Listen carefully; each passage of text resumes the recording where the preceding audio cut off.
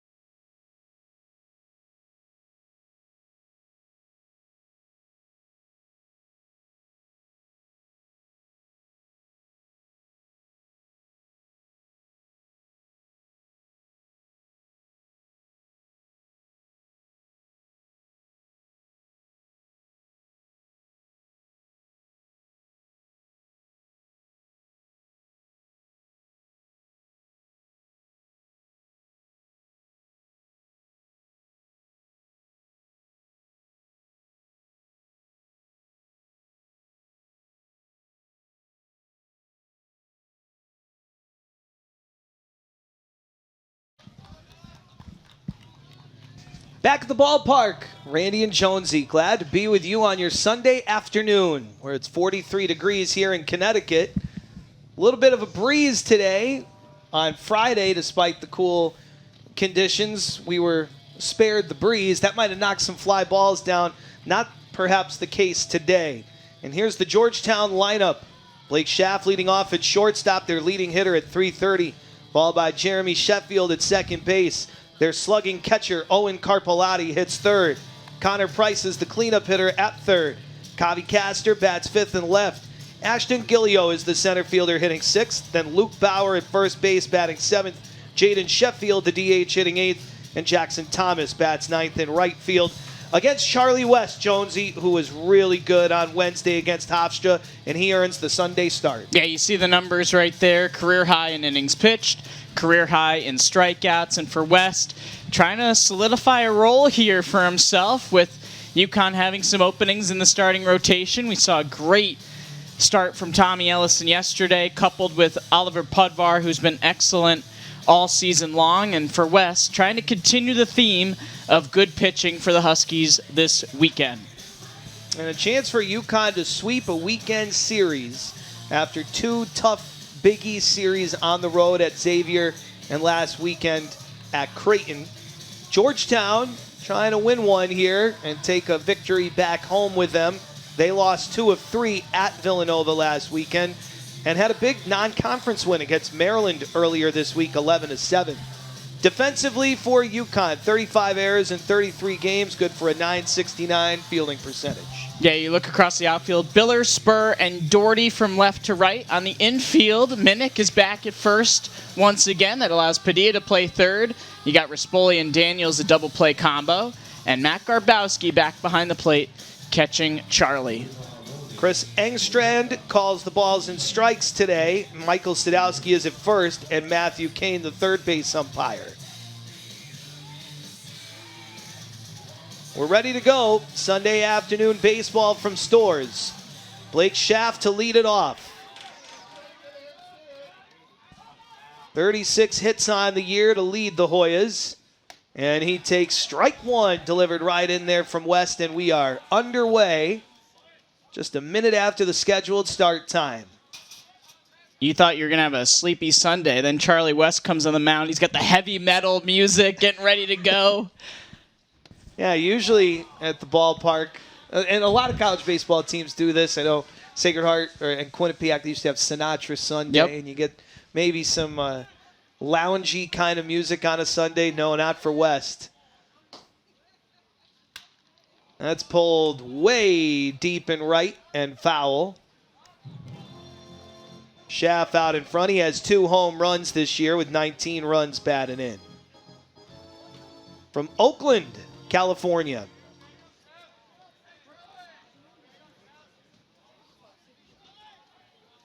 The 1-2 to Schaff.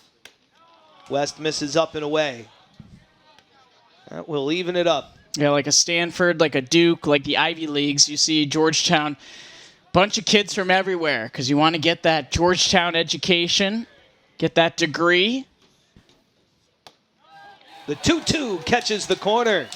West strikes out Schaff looking. West picking up where the Huskies left off on Friday, getting a punch out. Had 14 as a team in Game 2. Able to hit that outside corner. Looks like a more liberal strike zone than we saw for the 2 umpires on Friday. Had tight zones. West able to take out the paintbrush, do a little edge work for the K. That's just up and off the plate to Jeremy Sheffield, hitting .287 this year. The second baseman with 2 home runs and 17 runs batted in.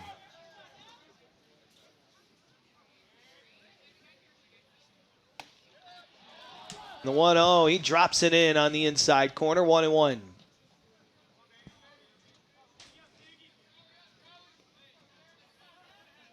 Sheffield 1 for 7 in the series. Picked up a hit in Game 2 of the doubleheader. He sprays that one foul over the Adirondack chairs, and West gets ahead, 1-2. Pounding the zone early. Even for a cold day, we have a pretty decent Sunday crowd.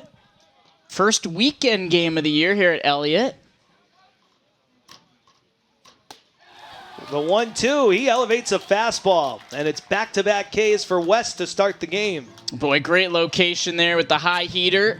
Again, Randy, we talk about a tough pitch to lay off. It looks so good out of the hand, but well located, well executed there for West. He faces a tough customer now in the catcher Owen Carpellotti. Just a .250 average this year, but 7 home runs.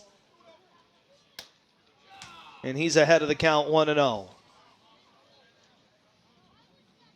He had a 3-hit game in Game 2.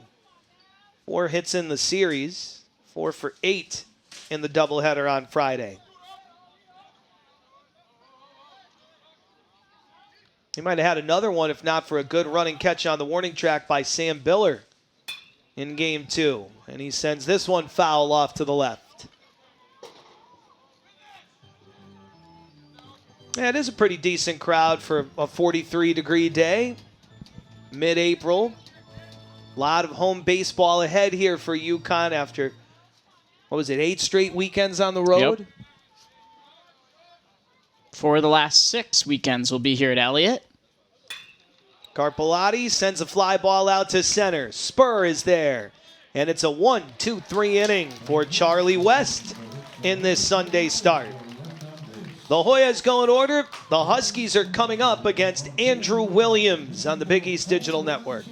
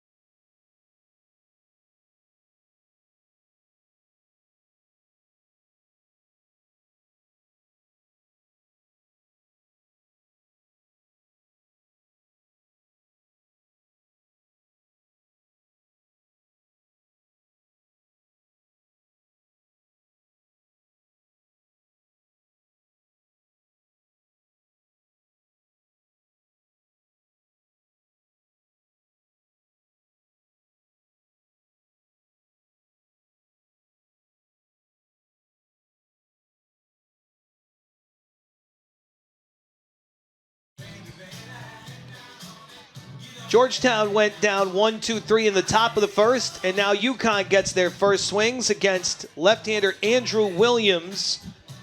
He gave up 10 hits against Villanova his last time out in 5 2/3, but he's been really solid this year, as he was last year. This season, 2-2 with a 2.79 ERA.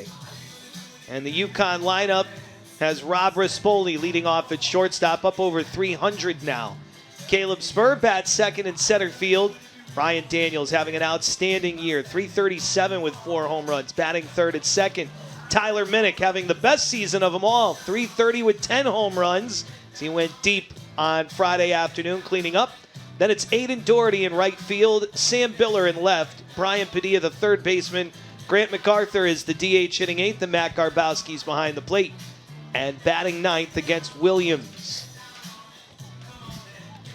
You look at the defensive alignment here for the Hoyas. Castor, Gilio, Thomas across the outfield. And then the same infield they've had for most of the weekend. Price and Schaff on the left side. Sheffield and Bauer on the right, with Carpellotti back behind the plate for the 3rd straight game. For Georgetown, 57 errors in 34 games. Just a .955 fielding percentage.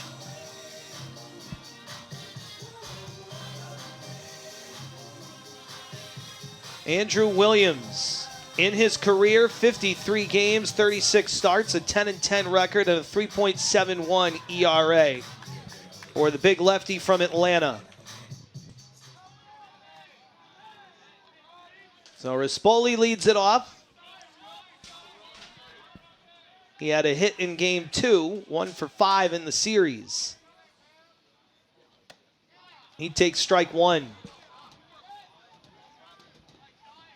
Williams has had some good performances this year. He scattered 10 hits and gave up 4 earned against Villanova, tagged with a loss. Game before that against UMBC, a no decision over 5 innings. Rispoli, it's a topspin ground ball to the second baseman. Jeremy Sheffield fires it over to first in time to get the hustling Rispoli. Yeah, good hustle here for Rob. He made Sheffield rush the throw here on a routine ground ball to second. Pretty close play for a grounder to second. It got a little tricky because it looked like it hit the right of the mound and sort of put some top spin on it. Jeremy Sheffield sticks with it. And here's Caleb Spur, 264, 1 homer, 14 runs batted in for the UConn center fielder. He squares to bunt, which is part of his repertoire. He's an excellent bunter, both when called upon to sacrifice and also to hit. Connor Price in about 3 steps at third base to guard against that bunt. Spur takes strike 1. Last time the Huskies saw Williams was in the Big East Conference tournament out of the bullpen. 3 innings, 4 hits, 2 runs both earned. He walked a pair and struck out 2. And the 1-1 from Williams. Late swing by Spur and a foul ball. His best performance of the year came against Longwood. 7 innings, 2 hits, no earned, 8 strikeouts, 1 walk, and earning a win. And that was a game after facing mighty Florida State. And he was really good against the Seminoles back on the 2nd of March. 5 innings, 5 hits, no earned runs. Spur try to hold up. He does not. Chris Angstrad appeals to Michael Sadowski, who said he went. It's a strikeout. Quickly 2 down in the UConn first. A good off speed there. Trying to hold up on that changeup. Could not. Williams notching that first punch out.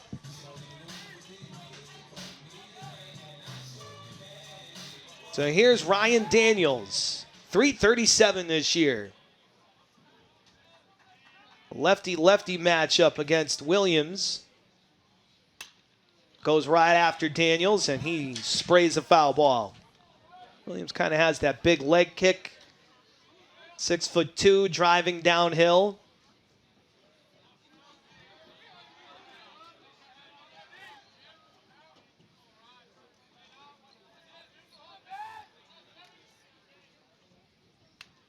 Another challenge fastball fouled off by Daniels. Quickly down in the count 0-2.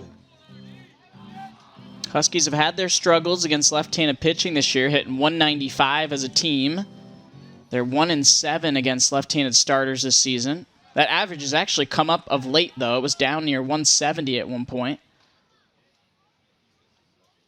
Williams goes to a slider. Daniels lays off after 2 straight fastballs. 1-2. Daniels has actually been all right left on left, 258. Very solid against left on left matchup. He's always been pretty good against lefties with that short, compact stroke. He hangs in there. But there, he strikes out.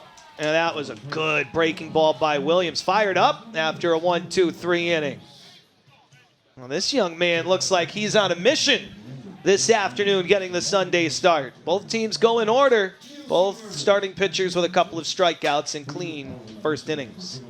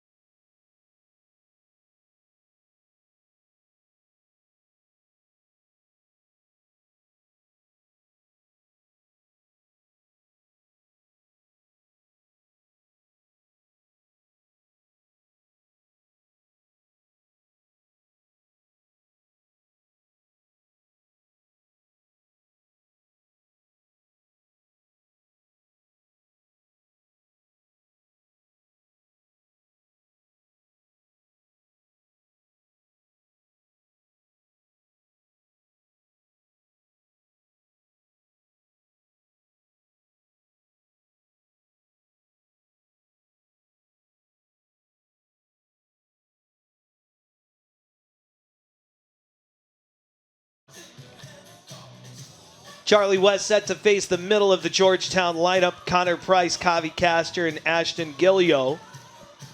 He and Williams, both with 1-2-3 innings in the first. West struck out the first 2 batters. And Williams punched out the last 2 batters he faced, Spur and Daniels.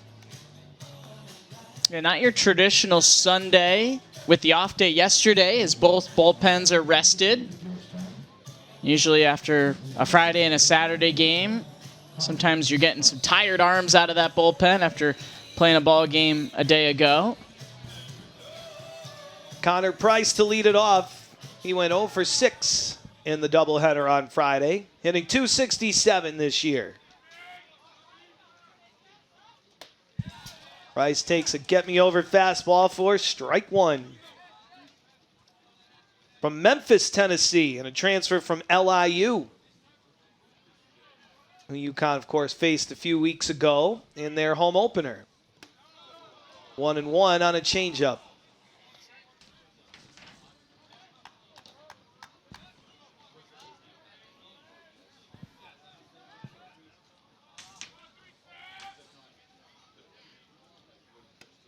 And another off-speed pitch. He gets Price to swing over it. 1-2.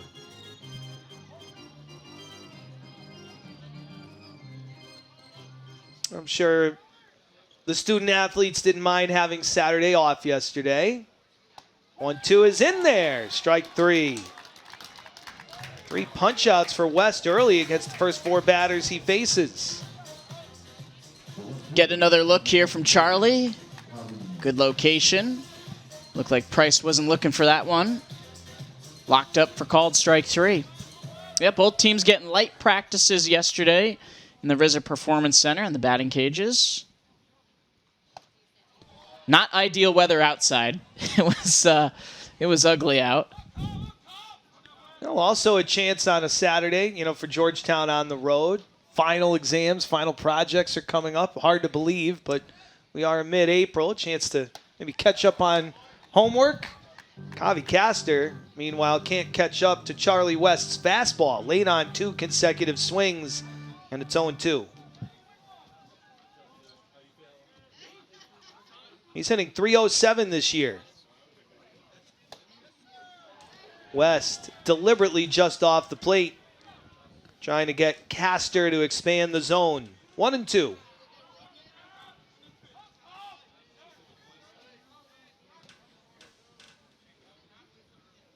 The 1-2 from West, fouled away.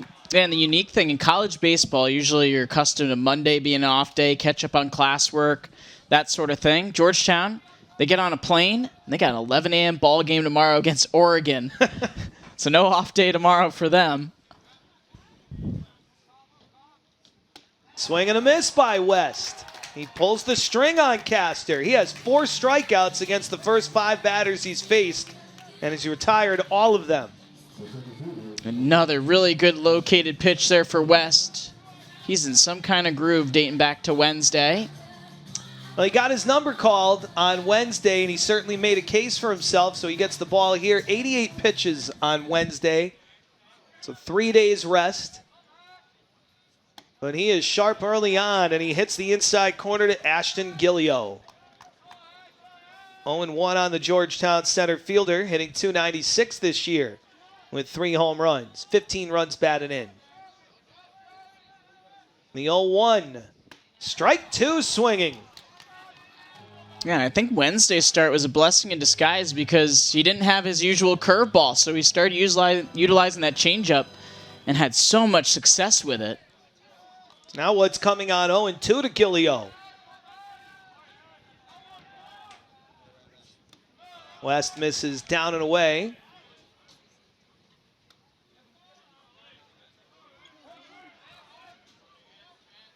Looked like the changeup from West, diving down and out of the zone. See if he backs it up with a high fastball here on 1-2. Roll to shortstop on an off-speed pitch. Rispoli throws across, and it's another 1-2-3 inning for Charlie West. 2 strikeouts in the frame. After an inning and a half, no score between Georgetown and UConn.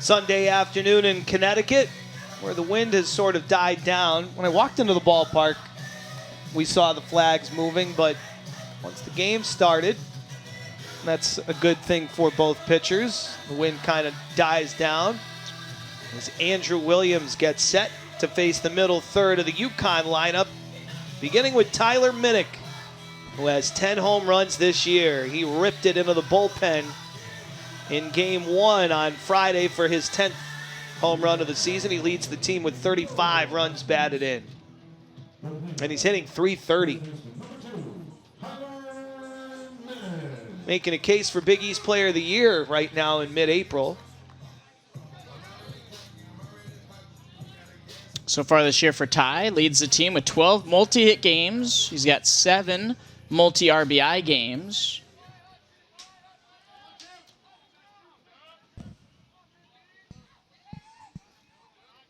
First pitch to Minnick. He goes after it and fouls it away. Had his season-high 7-game hit streak snapped in Game 2 on Friday of the doubleheader.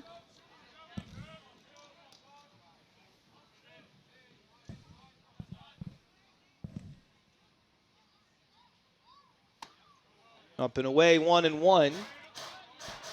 Williams pitching to more of a deliberate pace than West, who worked pretty quickly. Pudvar, who started yesterday in Game 1, works very quickly, about the quickest worker we've seen at these home games this year. Minnick drills a base hit in a left field. He sits on a breaking ball, and that's the first runner of the game. Tyler Minnick with a single to lead off the bottom of the second. Got the off speed, able to yank it.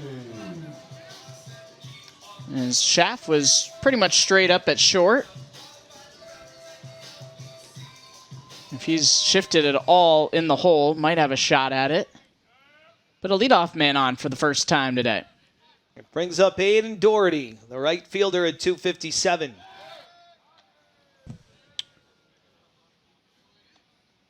For Williams, 3 pickoffs on the year. And when he's on the mound, opponents 12 for 13 on the bases.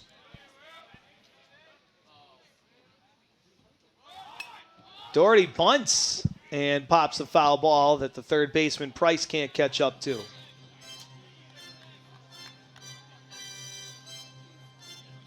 Coach Pender's over at third base in the coach's box, flashing the signs, and Doherty offers a bunt at the first one. You get the sense that runs may be at a premium early against these starting pitchers and how good Williams has been this year and really over the last 2 years.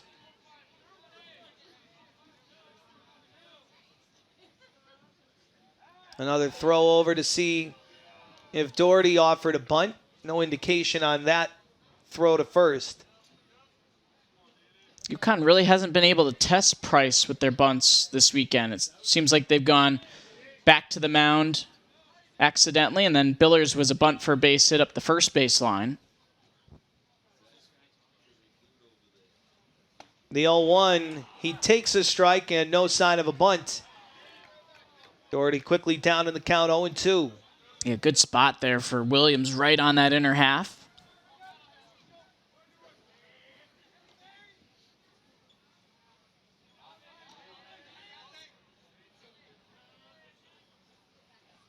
And another throw over.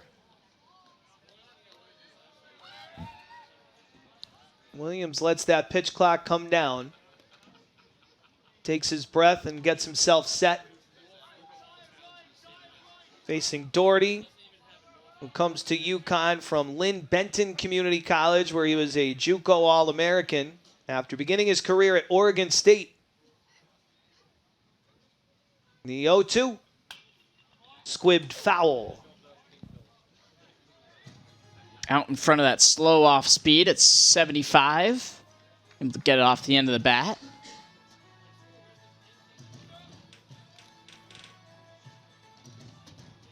Doherty coming off a great summer in the West Coast League in summer ball for the Wenatchee Apple Sox. He had 65 hits on the summer, 9 doubles, 5 triples.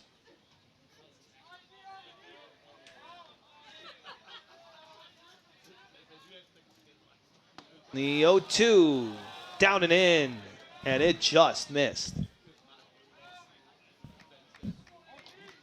Williams, a little wry look, as if he thought that should have been called a strike.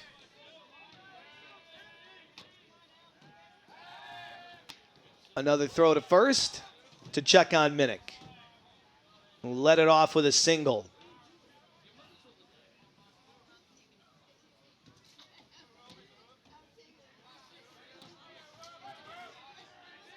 One and two on Aiden Doherty.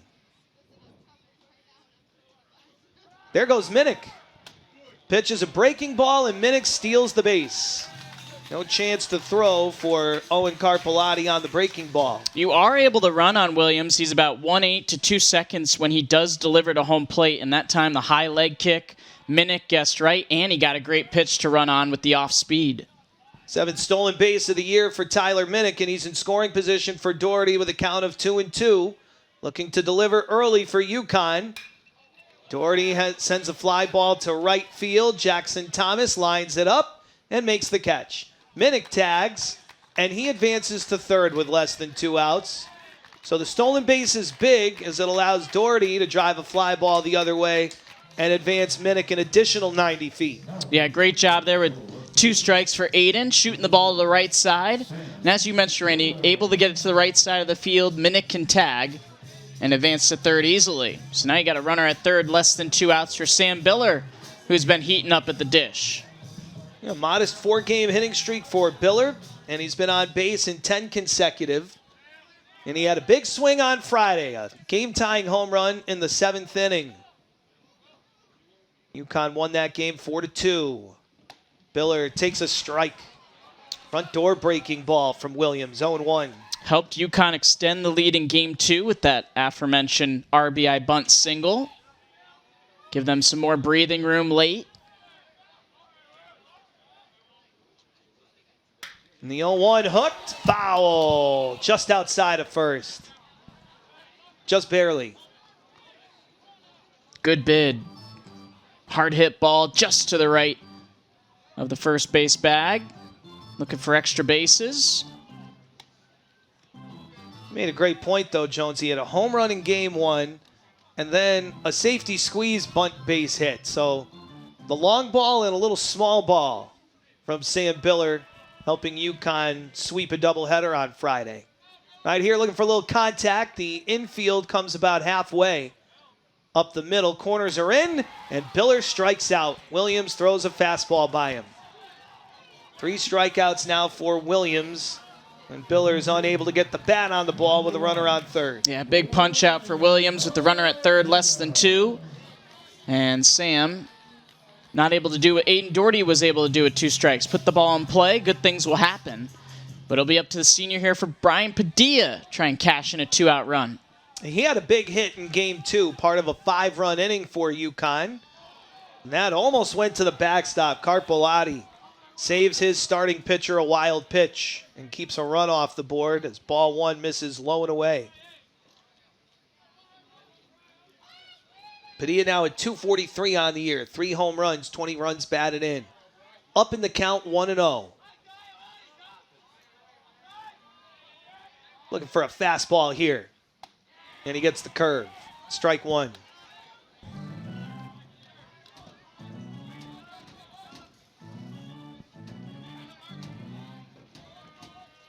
One and one with Minnick at third and 2 outs. Padilla lays off a slider. 2-1.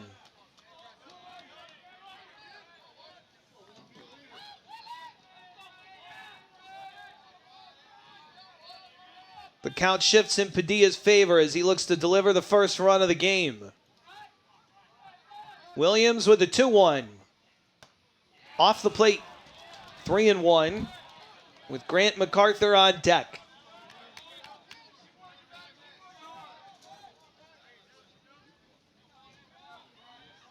Padilla in the driver's seat looking for a pitch he absolutely loves. The 3-1. Ball 4. With first base open, and MacArthur coming up. Williams works Padilla carefully, but now UConn has a first and third situation with some pretty good speed on both corners, especially Minnick at third. And MacArthur at the plate. Yeah, see if they run a play here, or if you run a play and they don't bite on it, then Padilla can take second, and a base hit could get you a couple runs here. We saw Grant RBI double in game 2, right after that Padilla 2-run single.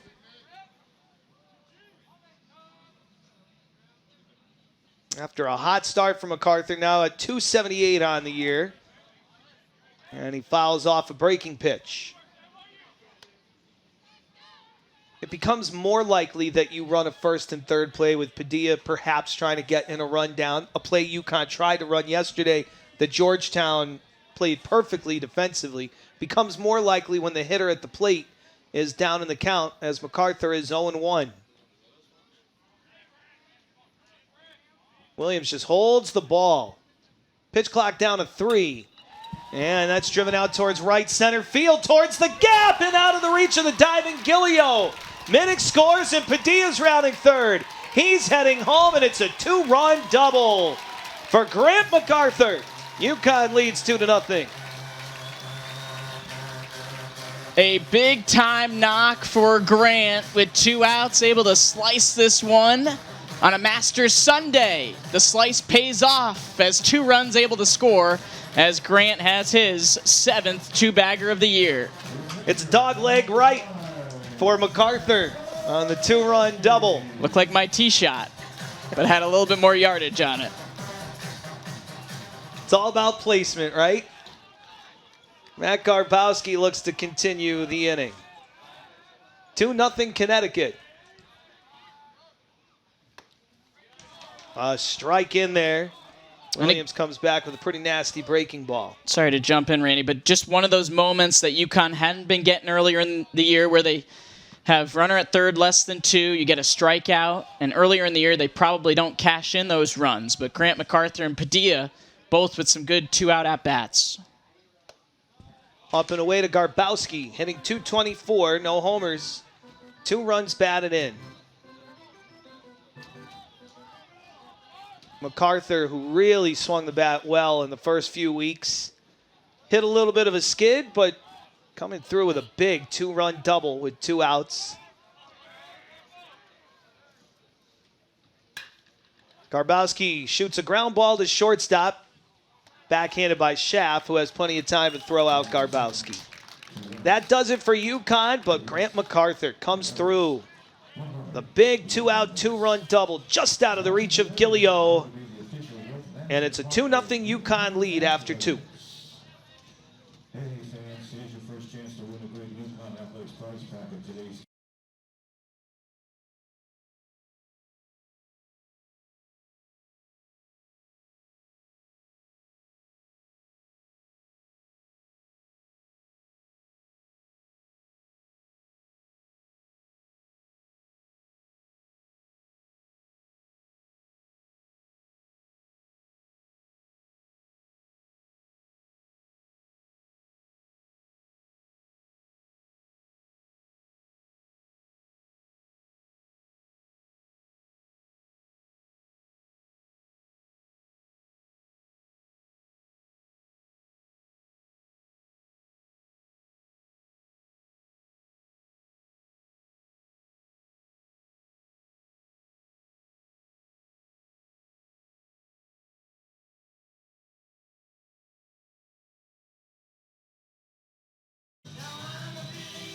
Charlie West is pitching with the lead now as we go to the third, and it's been 6 up, 6 down against West, who has 4 punch-outs early. Yeah, you saw the fastball here early from Charlie. You saw a lot of changeup strikeouts on Wednesday, but in the first inning, a couple fastballs well located up in the zone. And then in the second, goes to the bender. And then another one right there to get Castor. Good start so far here for West after his career performance on Wednesday. 5 innings of length. We'll see how long he can go. He threw 87 pitches, a high total. But I guess on 3 days rest, we'll see how many innings he can give the Huskies. They have a fresh bullpen. You got Brady Afton, who's fresh. Ian Cook could come back today. Jude Abadessa, Greg Shaw III. The list goes on. And Georgetown's the same with their bullpen arms. And that all is set up by good starting pitching, which UConn got yesterday.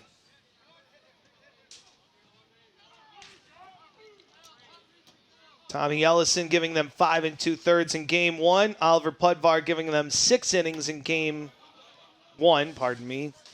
Ellison did it in game 2. That's right. It was a lot of baseball on Friday. 18 innings. Count 1-1 on Luke Bauer hitting 182.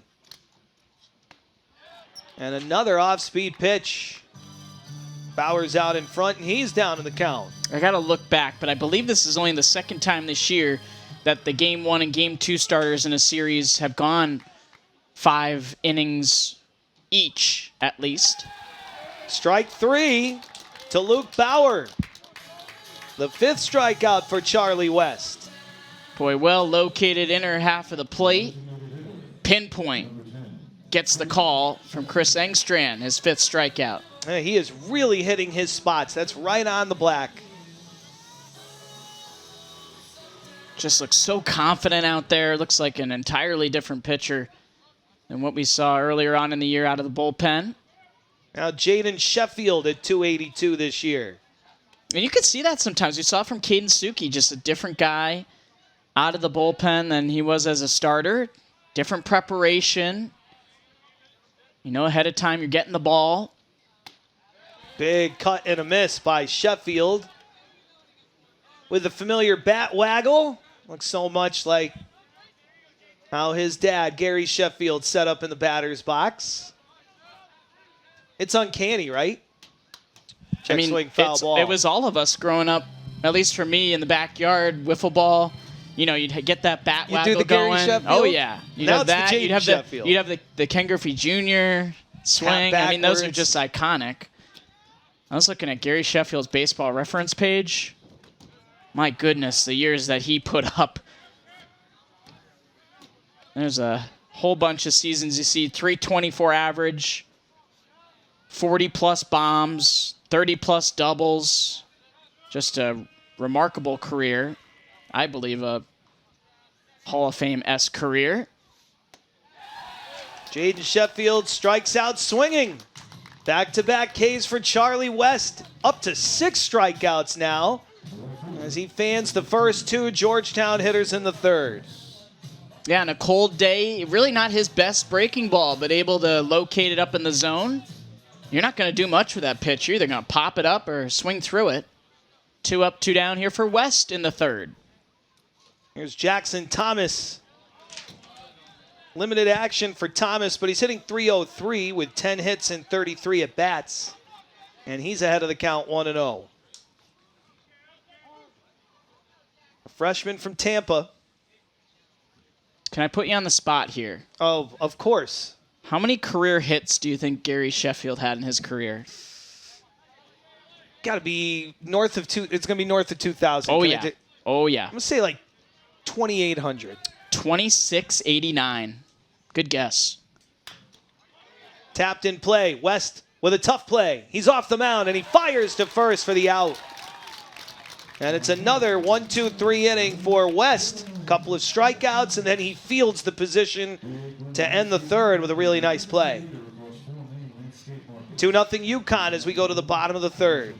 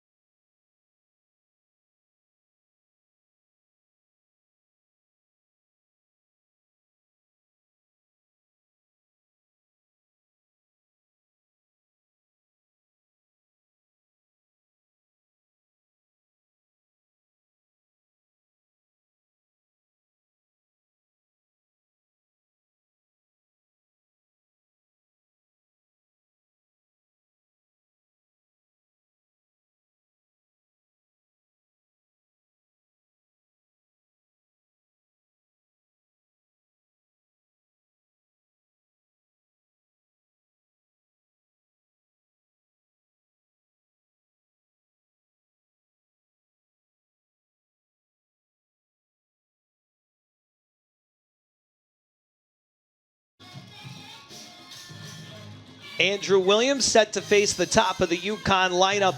Rispoli, Spur, and Daniels, with Connecticut leading 2-0 on a 2-out, 2-run double by Grant MacArthur.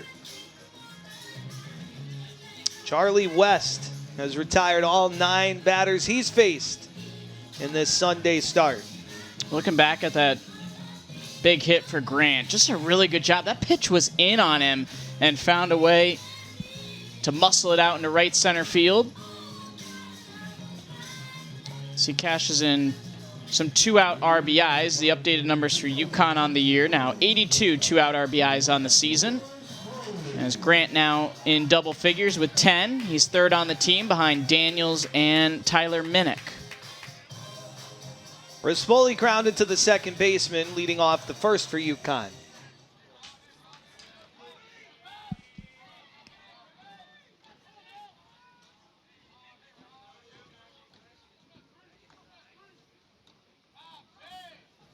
And Williams begins his second go-around against the UConn lineup with a curveball to Rispoli for strike 1.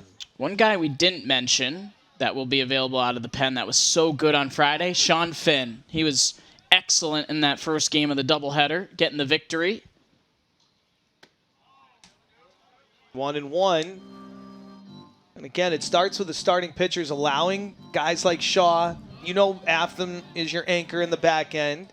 Ian Cook showed what a weapon he could be in long relief yesterday.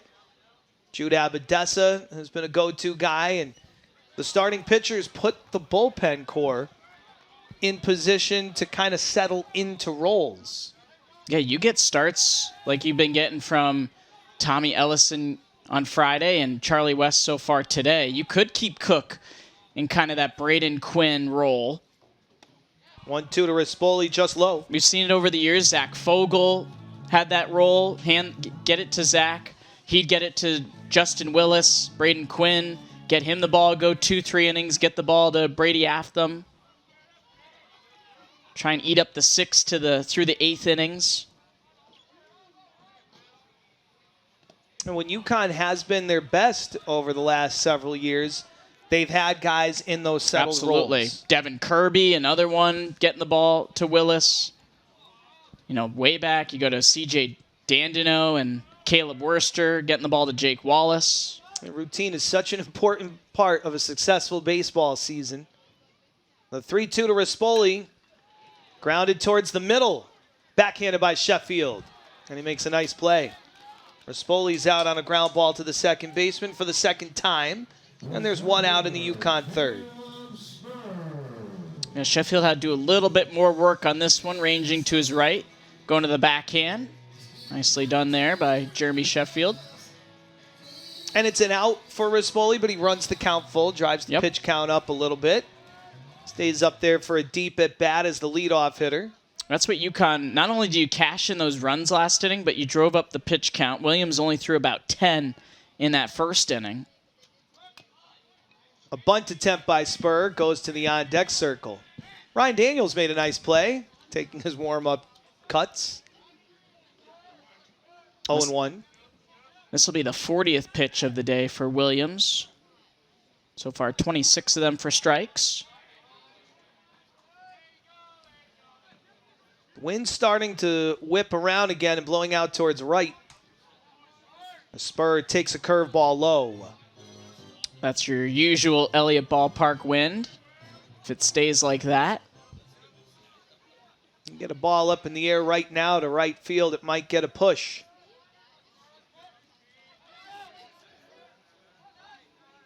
Pitch number 41 from Andrew Williams.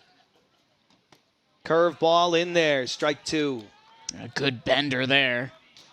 Caleb trying to check a swing. It didn't matter. Called strike right at the knees. Good, sharp, late break to the curve. 1-2. Change up low. That'll even the count at 2 balls, 2 strikes on Caleb Spur, who struck out swinging in the first.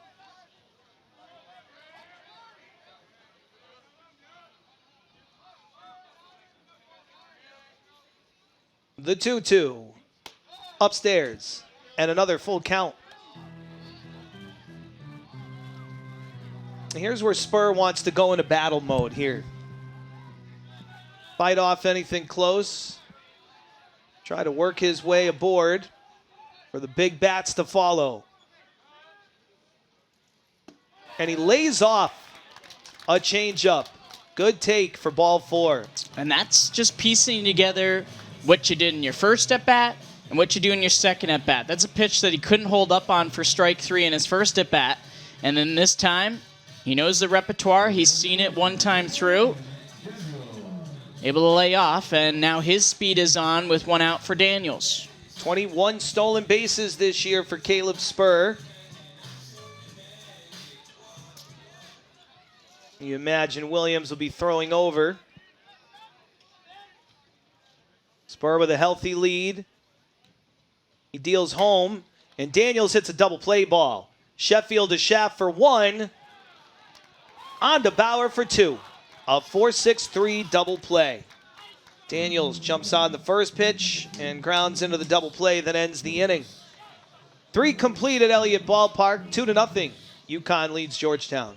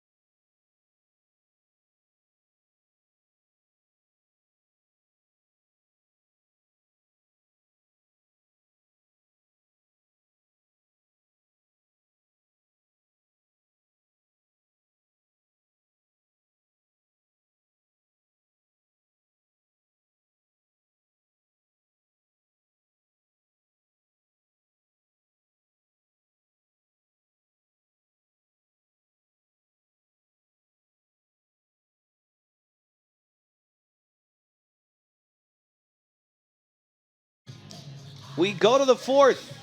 UConn leading 2-0. 9 up, 9 down against Charlie West on this Sunday afternoon. And as we go to the top of the 4th, we toss the play-by-play over to my buddy in the booth, Chris Jones. Thanks, Randy. 3 innings, 6 strikeouts for West. So 14 punch-outs in 8 innings of work this week. Not too bad for the lefty. And so he'll come back out here. Second time through the order. It'll be Schaff. It'll be Jeremy Sheffield. And it'll be Carpellotti for the Hoyas in a 2-0 ball game here Sunday afternoon. First Sunday game, first weekend game here in Stores. We will not be here next Sunday. It will be Easter. So it'll be a Thursday, Friday, Saturday series against Seton Hall. Those will be our next home games. First pitch from West is bounced in there to Schaff for ball 1. Huskies will be up in Boston and Brighton against BC on Tuesday for their midweek ball game. And a couple midweek games at home and at Duncan Park those next 2 weeks following. There's a check swing, doesn't matter, in there for a strike. So UConn trying to set themselves up for a little bit of a rematch with the Eagles this week. Looking to take a weekend series and take all 3 here against Georgetown in the Big East for a non-conference matchup against always a good team out of the ACC, BC. And the Eagles really took it to the Huskies when they came here to Stores a few weeks ago. And it ended in the 8th inning with a lot of bunting with a 10-run lead and stealing bases. As Daniels is there, tosses to first. 1 away for West here in the 4th. Can't imagine it sat well, but I don't know. I mean, you're around the team, probably, you know, you have a great beat. Yeah, it didn't sit very well, and we'll see what happens on Tuesday. Should be a interesting one amongst those rivals. I think UConn right now, though, more concerned about playing good baseball, which we talked about it on Friday. That game 1, first pitch to Sheffield is chopped on the ground at third. Padilla not able to field it. Kind of an awkward backhand attempt. And it'll be an E5 on Padilla.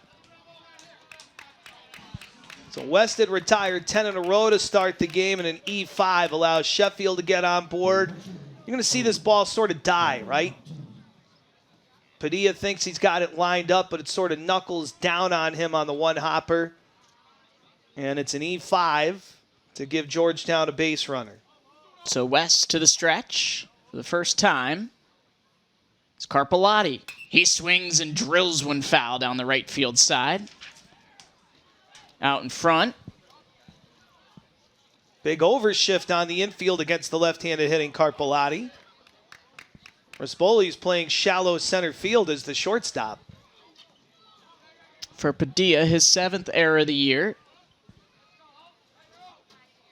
So 1 in the turf, knocked down by Garbo. No advancement from Sheffield. Second baseman Daniels about 5 steps into the outfield. If Carpellotti were to hit a routine double play, ground ball, it's not going to be routine. No, it's going to be tough. You're going to have to be sprinting to that bag.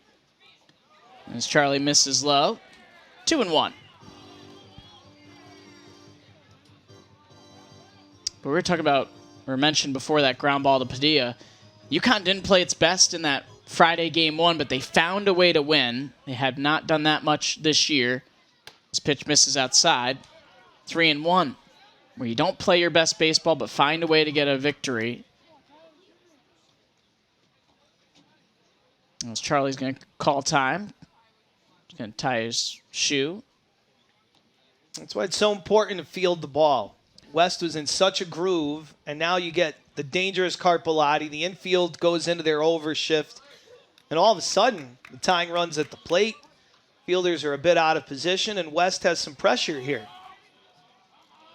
3-1. Misses, low, ball 4. Yeah, especially on a candy hop like that. Coach Podeswa, who works with the infielders, always tells his guys, hey, on a high hop like that, do the hard work early. So for Padilla, sprint in on it, and then maybe you can field it chest level, give yourself an opportunity to throw to first. Bry was just a little slow getting to it, maybe a little lazy with it, tried to backhand it, and it cost him. And now all of a sudden, 2 on with 1 out for Price. As he takes a big swing and a miss. 0-1. So West gets ahead. Going to slow things down a little bit, take a little walk off the mound. Peek behind him at the pitch clock before delivering. 0-1. Another swing and a miss.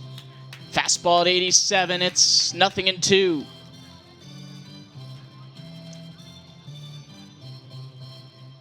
Trying to pick up his third baseman right here. 2 on, 1 out, top of the 4th. 2-0 Huskies. Charlie, peek back to second. 0-2, swung on, just got a piece. Is it a foul tip or a foul ball? They appeal to first. Garbo thinks he got it. Coach Penders will come out of the dugout. Let's get another look. Does that ball, it's a foul ball. You heard the tick of the bat. The question is, did Garbowski get it on a very, very short hopper? Did he squeeze it in the air? And for many that do know, but for those that don't, when you have 2 strikes, if you foul a ball off into the catcher's mitt, it's called a foul tip, and it's strike 3. But if that hits the ground, then it's a traditional foul ball, and the batter will remain 0-2. I think it hits the ground on a very, very, very short hop. Right? I mean, that's a great camera view of it. Garbowski tried to get the mitt underneath the baseball and catch it in the air off the foul tip, which would have been incredible.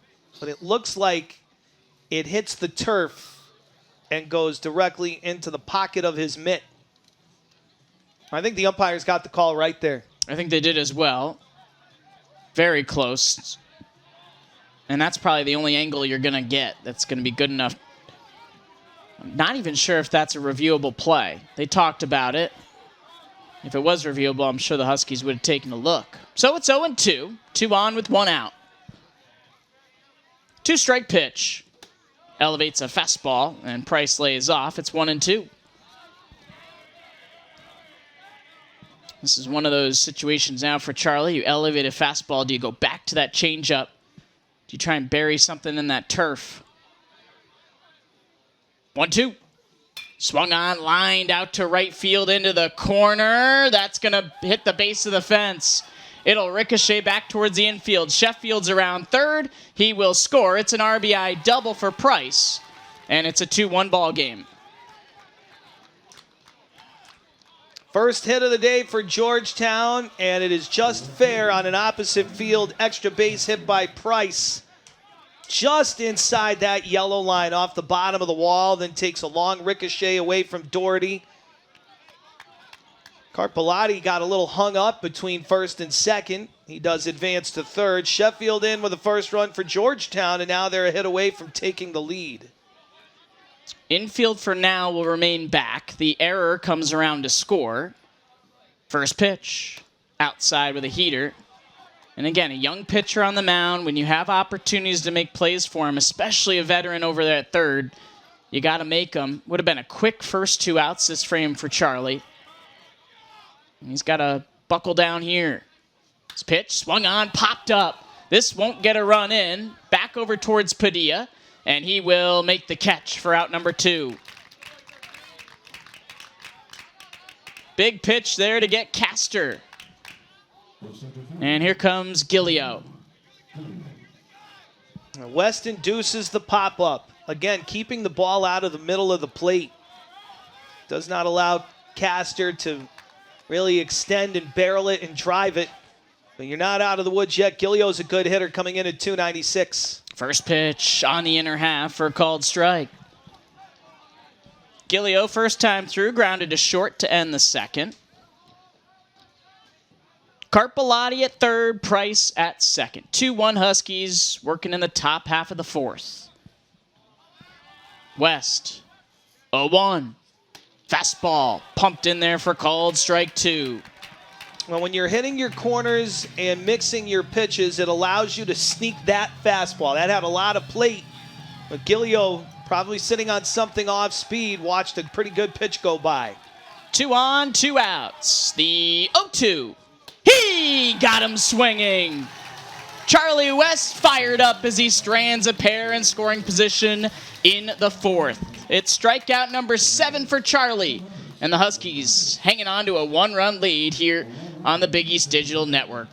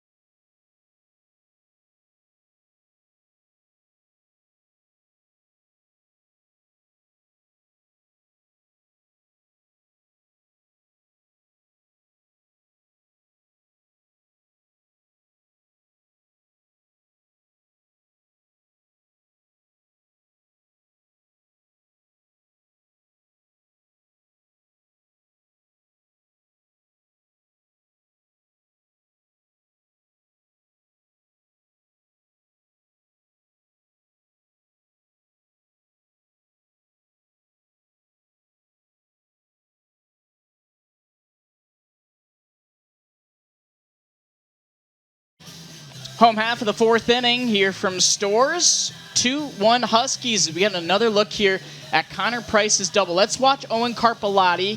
You kind of lose him there, so you won't see it from view. But very interesting. Only 1 run able to score on that double as it ricocheted away from Doherty.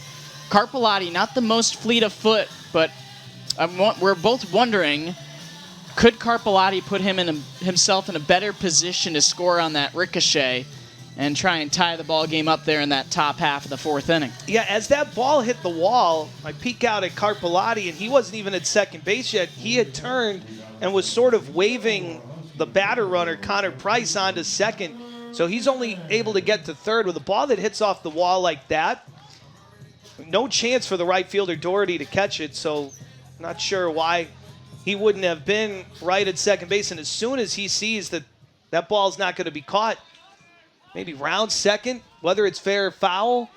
Ball ends up being fair just inside the line. They don't score the run, and West comes back, gets the pop-up and the strikeout.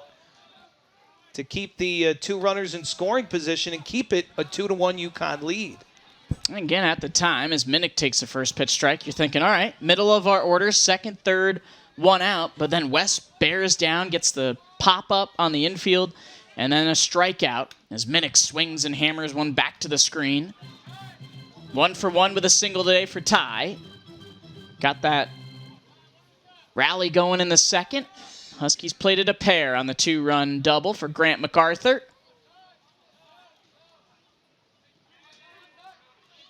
Williams. 0-2. Swung on, popped up. This will find the berm, and the youngsters will head after it. Who's got it? Kid in the yellow jacket has secured it. He had a glove, too. He was trying to line up to catch it, but you got to go up a hill. It's it's like playing center field at the old Minute Maid ballpark in Houston. No flagpole out there for the kids, though. Thankfully, no flagpole. They got the light pole, though, down at the bottom. There is that, yeah. Another 0-2. Minnick takes in the turf. Thankfully, they took that flagpole out of the ballpark in Houston and the hill.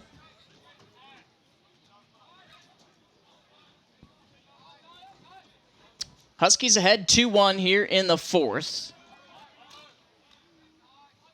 Minnick, Doherty, Billard due up for UConn. 1-2. Swung on, grounded foul. Minnick able to go down and get it. And UConn's trying to play catch-up. They lost their first 2 series in Big East play, 2 out of 3, at Xavier and at Creighton. So when you lose a couple series, how do you make up ground? You try and sweep a series. As Coach Penders always says, if you win every weekend in Big East play, you're most likely going to be Big East regular season champs. UConn's got some ground to make up. They've already clinched the series win as Minnick swings and pops it foul up and out of play. And you rely a little bit on what happens out of town. And what's happened out of town this weekend has made things a little more interesting. Yeah, Creighton lost a game to Seton Hall yesterday in the first game of that series. Xavier has lost the first 2 at St. John's. So the 2 teams that UConn has lost series to and lost the tiebreaker. I've dropped some games this weekend. It's Williams. Another 1-2. Swung on, fought off foul. A good battle here between Williams and Minnick as this next pitch will be the 8th of the at-bat. Yeah, we think so much about Tyler Minnick's power, but a .330 hitter and a tough out, and he's a leadoff hitter right now, doing the job of a guy you want to see leading off the inning, fouling off a number of tough 2-strike pitches. Low and in, 2-2. Putting together a really good at-bat here. Well, across the league, Villanova has taken the rubber game. It's 20-2 in the top of the 5th. So I think we're safe to say the Wildcats are going to take 2 out of 3 from Butler. As Williams, the 9th pitch of the at-bat here to Minnick. It sails high, and it's ball 3. Tyler Minnick leading off this 4th inning. A really good at-bat so far. Can you make it a great at-bat and find a way on here to lead off the frame? Williams, nobody on base. A payoff pitch. Swung on, hit hard. Sheffield, though, is there. Gathers and throws to first. And there's one away as Williams wins the 10-pitch battle. Yeah, Minnick made him work for it. And he puts a pretty good swing on this 3-2 pitch, running away from him, going with it. He hit it hard, but an atom ball, a one-hopper to Sheffield. But an at-bat like that might make Aiden Doherty coming up now after a 10-pitch at-bat. See everything in the on-deck circle. So he takes first pitch strike. Aiden's 0 for 1, but it was a productive out. He was able to lift a fly ball to right to get Minnick to third. And eventually Ty able to score on the base hit from MacArthur. 0-1. Low. Even at 1 apiece. St. John's leads Xavier. 5-3, top of the 3rd from Queens. And Creighton has evened the series at a game apiece, winning 7-3. They're playing game 2 in just a little bit of the day and series finale. 1-1 is swung on, lifted in the air out towards shallow center. Racing in Gilio, and that's going to drop in. Doherty thought about second, but will retreat back to first with a 1-out single. That ball just seemed to die out there, Randy. Maybe knocked down a little bit by that wind. Caught it towards the end of the bat. Just perfectly placed between Schaff and Gilio. Yep, the Bermuda Triangle in between and in front of the left fielder and center fielder and over the head of the shortstop. No man's land for a blue pit for Doherty. You know, for every screaming line drive you hit at the shortstop over the course of a season, one of those tends to fall for you and evens itself out. 5 for 7 on the bases this year is Aiden, and they'll pick over that way. So now you can try and take Williams' attention a bit away from the batter. Focused on Doherty at first. As Biller nearly had extra bases his first at bat, eventually struck out. As he smoked a ground ball just to the right of the first base bag. There goes the runner. Pitch is low. Throw to second is going to hit Williams in the back. It's going to trickle away. Aiden's going to go to third. And kids, that is why you need to see the throw through. You can't turn your back to home plate as Carpellotti just drilled his starting pitcher. Fortunately, it's off the back and maybe not his head. He ducks. He does the right thing, but he gets drilled on Carpellotti's throw, and it turns into an error for the catcher as well, a stolen base for Doherty. And now at third base with 1 out. Biller will look to get the bat on the ball. It puts a few things in play here, too. Biller has the ability to hook a bunt up the first base line if you wanted to go safety squeeze. Probably puts pressure on the Georgetown defense. We'll see if the entire infield comes in a 1-run game here in the 4th. I was surprised Carpellotti even threw it because Doherty got such a good jump. It was a deliberate throw to the plate for Williams. But a poor throw deflects away, and Doherty was able to recognize that Schaff wasn't going to be able to get to it. He takes the extra 90 feet. And they'll let Williams throw his couple warm-up tosses, see if he's okay. I was doing a game a couple of summers ago for the New Britain Bees, and I believe it was Ryan Hyde, the catcher. Something I cannot believe I saw. Joe D was on the call with me, too, on that night. He joined me. Daniels threw the ball in a first and third situation, or Hyde, I should say. The ball hit the pitcher's head, bounced right to the third baseman. Everybody in shock, including the runner at third, who was then tagged out. Caught stealing on a ball thrown intended for second base that hit the pitcher in the head and bounced to the third baseman. Caught stealing 2-1 to 5. It's Biller. Swings and misses through the breaking ball. I believe I remember that clip from social media. As Ryan Hyde was at practice yesterday, taking some time away from his big boy job, an accountant, getting around the guys after graduating last year. As Sam takes low, 2-1. Always great to have, especially in the offseason when you have all the alumni come out, hang around practice, talk about the good old days. Yep, good old days weren't that long ago. No, less than 365 days ago. It's Williams, a 2-1. Good pitch at the top of the zone, and it's 2-2. So Biller in a similar situation. He struck out this time. In this situation, his first at bat and the second. We'll see if he can put the ball in play here with two strikes, in this 4th inning. Doherty's at third with 1 away. His pitch just misses the outer half, and it's full. Big pitch here. Runner on third. The middle infield's going to be about halfway. Biller, who struck out swinging last time, trying to get the bat on the ball. Make it a 2-run game here with a well-placed ground ball or fly ball. 3-2. Swung on, line down the left field line, and that will land foul.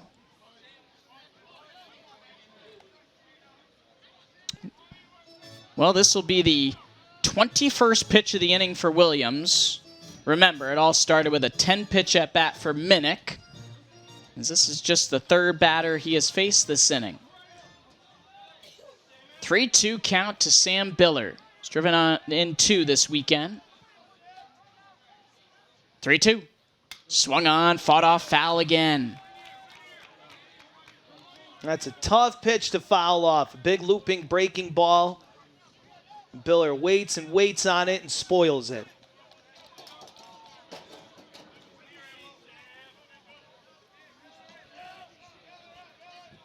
Doherty at third. Another payoff pitch. Swung on, lifted out to the outfield. Out to left, Castor underneath. Doherty will tag. Here he comes. The throw to the plate will be late. It's a sacrifice fly for Sam Biller. And the Huskies get that run back. It's 3-1. Well, just a terrific at-bat by Sam Biller. Situational hitting. 2 strikes. He fouls off a few tough pitches and then gets enough of it to lift a fly ball to left field and make it a 2-run lead again for UConn. You're right, Jonesy. It goes back to the minute at bat. 10 pitches. He ends up grounding out. But Doherty is able to bloop a hit in there. He steals second and goes to third on the throwing error, and Biller delivers. Here is Padilla. First pitch low. Now, Grant will get credit with the 2-out hit and 2-run double, but it was Padilla that, with runner at third and 2 outs, was able to work the walk, able to keep the inning alive to allow Grant to come through in that situation. There's a big swing and a miss. It's 1-1. Right now for Williams, that will go down as an unearned run because of that throwing error for Carpellotti. There's nobody on, 2 outs. Here for the tri-captain. Pitch away. 2-1. At least in the home games that I've been able to watch with you, Jonesy, UConn has had a good approach every game, laying off of pitches out of the zone, attacking strikes in the zone, and fighting with a good 2-strike approach. Swung on, hit up the middle, off the glove of Schaff, and a base hit into center. Padilla takes the turn. He'll take a peek at going 2, but it's a 2-out base hit for Padilla to continue this 4th inning. He drives the pitch count up and keeps the inning going out and hooking a ground ball up the middle. A good effort by Schaff, but even if he dives and knocks it down, probably not going to get Padilla at first base. Well, gives MacArthur another chance, and he delivered last time with 2 outs. Padilla's got some speed over at first. First pitch is low and in. Knocked down by Carpellotti. Nicely done there for the Georgetown catcher, keeping Padilla at first. Well, MacArthur with the count in his favor here. 1-0 is a time a pitcher sometimes just try to get strike 1 over there. See if MacArthur jumps on a fastball if he gets it. And a pickoff throw over to first. This next pitch will be the 28th pitch of the inning for Williams. And it's only the 5th batter that he has faced. UConn has done some good work.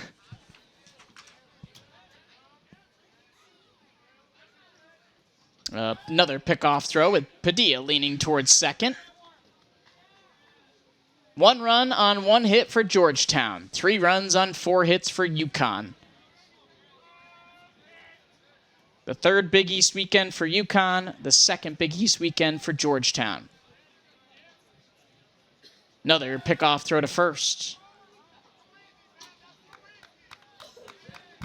After all the times he's thrown over, he can start to get an idea when he's going to throw by the initial leg lift, at least from up here. It might be a little tougher down on the field. As there goes Padilla. Pitch low. Throw to second is going to go into center field. Padilla didn't get a great break on it, so he'll stay at second. It was a called strike at the bottom of the zone. And so a 1-1 count with a runner in scoring position. Another stolen base for the Huskies this inning. After 3 consecutive throws over, Padilla figures this next one's going home, and as soon as he gets the high leg kick of Williams, he's off. Backed up in center field by Gilio to keep Padilla in scoring position. 1-1. Swung on, lifted out towards right. Thomas towards the line, and he'll make the snag for the final out of the inning. Huskies, though, grab a run back on the sac fly from Sam Biller. It's 3-1 Connecticut, going to the 5th on the Big East Digital Network.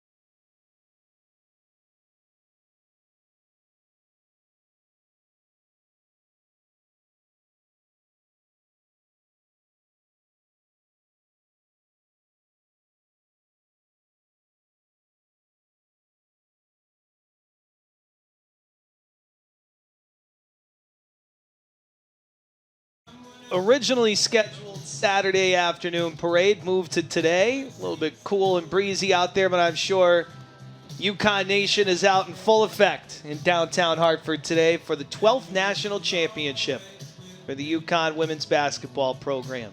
That's a guy that's known to make his way over towards the plaza and take in some baseball, Mr. Gino Auriemma. He loves his baseball. I'd imagine he's a big Phillies fan. I think he's a Pirates fan. Is he really? I think so. I'd have to double check, but I believe he is a Pittsburgh Pirates fan. I know he's a big hockey fan, and he's a Flyers guy. I remember when his first pitch of the inning is swung on and grounded foul. I remember when the Fedco brothers were here, Christian and Kyler was having that All-American season back in 2021. I remember Coach Auriemma coming out late in the season and had something Pirates related with him, because obviously the Fedco brothers are from the Pittsburgh area. It's Luke Bauer leading off this 5th inning. So he takes high, 1-1. So I believe he is a Pirates fan. If Coach is watching, which I assume he's not if he's at the parade, he could confirm that for us. But yes, huge Eagles fan. As Bauer checks his swing, it's low, and it's 2-1. When you try to put into perspective just how incredible the UConn women's basketball program has been now, when you think about the fact that Gino Auriemma not only has won 12 championships, but done it across 4 different decades now. So this is a foul ball lifted onto the berm. Not only what he's done here in Storrs with the remarkable run he's gone on, but just growing the game of college basketball as a whole, especially women's college basketball. You know, over those years in the 90s, 2000s, there was 5 or 6 teams that could win a national championship, and now it seems like there's 15 to 20 that could go on a run. 2-2 is swung on and missed, strike 3. Charlie West has matched his career high. It's his 8th strikeout. Back-to-back Ks after he struck out Gilio with 2 on in the 4th. He comes back with the bender, and he gets Bauer. Second strikeout against Bauer today. 1 away here for Jaden Sheffield. This pitch is swung on and fouled off. And Coach Auriemma always says it. He always says, I'm not the best coach on this campus. Jim Penders is the best coach on this campus with the resources he was dealing with J.O. Christian Field, with a Northeast team in a sport that's West Coast and Southern ball clubs. This pitch is high, 1-1. And those are the good coaches that deflect. When you're trying to give them praise, they deflect to somebody else. Because we all know Gino is at the top of the list. It's 1-1. Swung on, bouncing ball towards first. Minnick is there, steps on the bag. 2 up, 2 down here for Charlie in the 5th. I mean, there are so many good coaches on this campus. All across athletics. Some great seasons so far here in 2024, 2025. Mike Cavanaugh winning the Hockey East Coach of the Year award this year, and the job Chris McKenzie has done over the last several years. Yeah, I with believe he hockey. won Hockey East Coach of the Year as well. The softball team having another great year. Katie Woods and lacrosse, another really good season.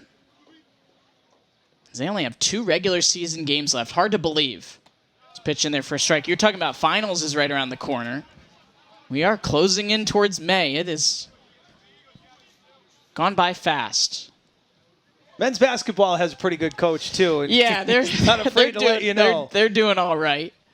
This pitch is swung on, skied in the air. You know who's doing all right now? Charlie West, as Rispoli will make the catch. It's a 1-2-3 frame for West. He is through 5 innings of work. We're halfway home. It's 3-1 Huskies here on the Big East Digital Network.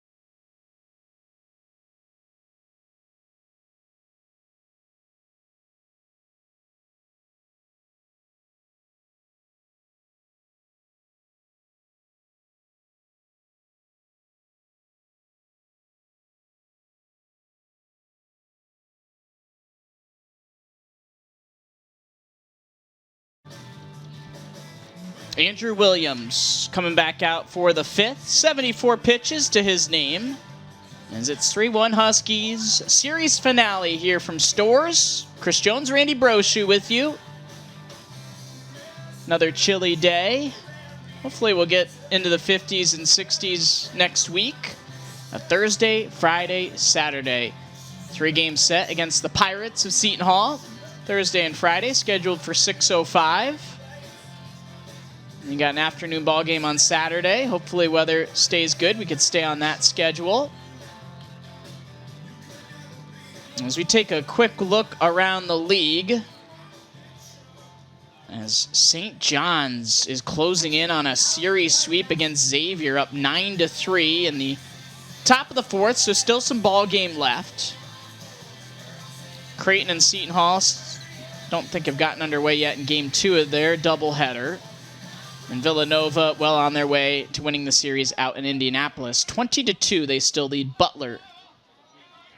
Matt Garbowski leads off the frame for the Huskies. He takes high ball 1. Of course, UConn has Seton Hall coming up, as you just went through, and then they travel to St. John's to close out the month of April. That's looking like a bigger and bigger series with each passing win for the Johnnies. Let's pitch in there for a strike. UConn gets 3 at Villanova to begin the month of May, the 2nd through the 4th. St. John's, they've got at Creighton next week and then home against UConn. So a couple big weeks coming up. This pitch misses away. 2-1 to Garbo. Jockeying for position. Still early in the Big East Conference schedule, but UConn and Xavier in a unique position, playing one more weekend than everybody else. It's 2-1. Swung on, lifted in the air, out to left. Castor there, drifts in, makes the grab. 1 away. And that will be very interesting if UConn and Xavier both make it to the conference tournament that final weekend of the regular season, not playing conference play. So depending on how things are looking at large-wise for both teams, do you rest some guys? Do you line up your rotation for the conference tournament? That will be very interesting in about 5 weeks' time. Still got a lot of baseball before that. So here's Rob Rispoli. A couple ground outs to second today. And Robbie takes a breaking ball for a called strike. A third trip through the order now for Andrew Williams. That third time around for a lineup. That's when you want to try to jump on a starter. Looks like a right-hander getting loose in the pen as Rob swings and lifts one foul down the right field side. Out of play. Who's going to get it? There's a large crowd of kids on that berm today. And for the first few home games on the midweek, sparser crowds. Usually just a battle between like two buddies out there going for the foul ball, but a lot more kids on the berm today. 0-2, taken high. And you got to remember back when we were younger, weather doesn't really affect you when you're younger. You're wearing shorts in 30-degree weather, playing hoops out in the driveway. As it looks to be Griffin O'Connor out there in the pen. Your body always feels about 20 degrees warmer than it actually is outside. It's 1-2. Fought off foul. They'll do it again. I could see, little Jonesy showing up, knocking on the door in shorts, basketball in hand. Hey, is Johnny home? Yeah, little flurries coming down, shooting hoops.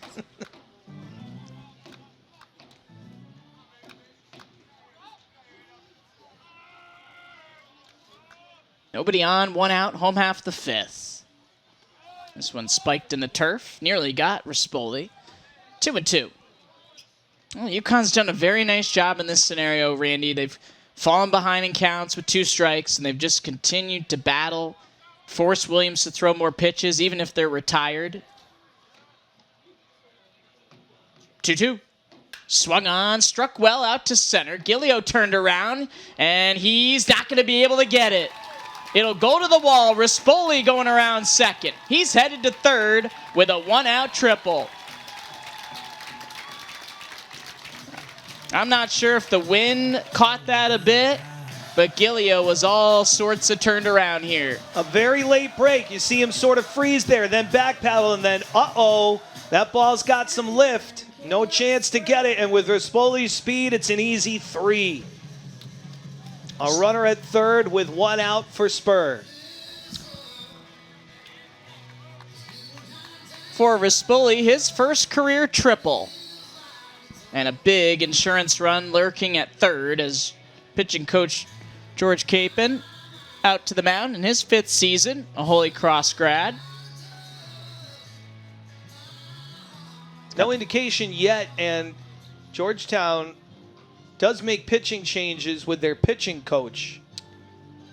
You would think because it's the 3rd time around and it's the big bats coming up, Spur followed by Daniels and Minnick, you'd be tempted to go to the bullpen here, but maybe part of the thought process also is if we can get Spur, then you got a lefty-lefty matchup against Daniels, who does handle left-handed pitchers well, but handles right-handed pitchers better. Yeah, 371 against righties is pretty good. 258 against lefties. As you see O'Connor out there. How about this scenario yesterday, Randy? We had the downtime, able to catch some college baseball games. Xavier and St. John's are playing. I think it was the 6th inning, 5th or 6th inning. Xavier's up a run, bases loaded, 2 outs. A 1-2 count after a foul ball, and Xavier makes a pitching change. They go to a righty. They have a close call on what would have been a called strike 3 to get out of the inning, keep the lead. The next pitch, a bases clearing double. Billy O'Connor gets thrown out, and the mid-batter pitching change didn't pay off there for the Musketeers. Boy, is the third baseman Price close. Caleb Spur. First pitch, squares, pulls back, takes ball 1. What do you think of the mid-batter pitching change? A fan or not? I'm surprised more. You don't see it more because you would think advantage pitcher. Right now, my attention's on the third baseman Price. He is so far in. He's got a better lead than the runner at third, Rispoli. 1-0. Bunt pushed foul. Spur is such an excellent bunter. In this situation, he'd probably be looking to push it off the lefty who falls off to the third base side, up the first base side instead. When you get a safety squeeze down to the right side, it's so hard to defend. 1-1. Swung on, base hit into right center. Caleb Spur comes through, an RBI single. And it's 4-1 Huskies here in the fifth. He shows bunt on the first two, but here with the infield drawn in, he goes and gets a pitch out over the plate and drives it right back through. Right of center field. Spur with the RBI single, extending UConn's lead, and looks like Williams will stay in there, and perhaps this is his final batter today for this lefty-lefty matchup against Daniels. I was just going to remark if that pitch wasn't put in play. Let's pick off throw to first. I would trust to Caleb Spur for a suicide squeeze. Have him square a little bit earlier, almost like a sacrifice bunt. Have Rispoli just take off and trust Caleb just to get it down. You don't have to execute it well. You just got to put it in play with the speed of Rispoli. Let's pick off throw to first. Huskies to this point have 3 stolen bases against Williams. Minnick, Doherty, Padilla. And it's their leading stolen base guy over at first right now, Caleb Spur, with 21. Another pickoff throw, and the theme continues this weekend, Randy, for upperclassmen to come up with big hits. Padilla did so on Friday. Biller had moments. I think that's why you let Spur swing away there. Infield in. Daniels protecting him on deck. Minnick after him. You trust him to get the bat on the ball with a runner on third and deliver the run with either a well-placed sacrifice fly or, in that case, just a line drive base hit in the center field. 3 straight throws over here from Williams. Could see Spur taking off on first movement here after 3 straight, figuring he's going to deliver home like he did to Padilla, but no, another pickoff throw. This time with a snap throw, so that still allows you to gamble once he picks that front leg up. 4 straight throws over. Would he do it 5 times? Probably not. Daniels at the plate. Hasn't seen a pitch yet. Spur would love to get in a scoring position for Daniels early in the count. Price is so far in again at third. First pitch is popped up. Shallow left, Schaff out, Castor in, Wynn playing with it, and Castor makes the catch for out number 2. Long way to go there for Castor. Because Price was playing so far in, he wasn't even involved in the play. And now with 2 down and Minnick at the plate, you got to think Caleb Spur is going at some point. Worst case scenario, Ty can lead off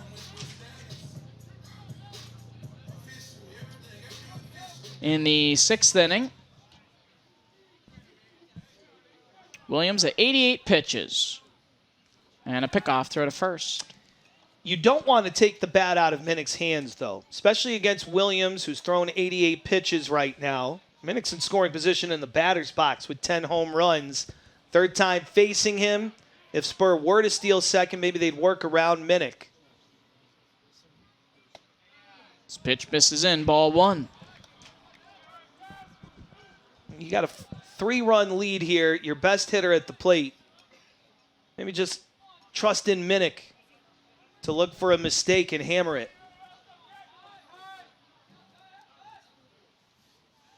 Another pickoff throw. It's a great point we talked about on Friday.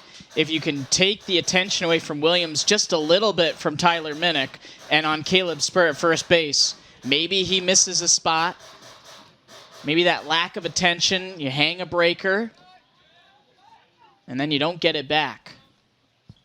1-0, Spur goes outside, no throw, stolen base for Caleb, and we'll see what they do with Minnick here. 4 stolen bases already in the game for UConn. Spur into scoring position. Team leading 22nd. He's only 4 away from his season total a year ago.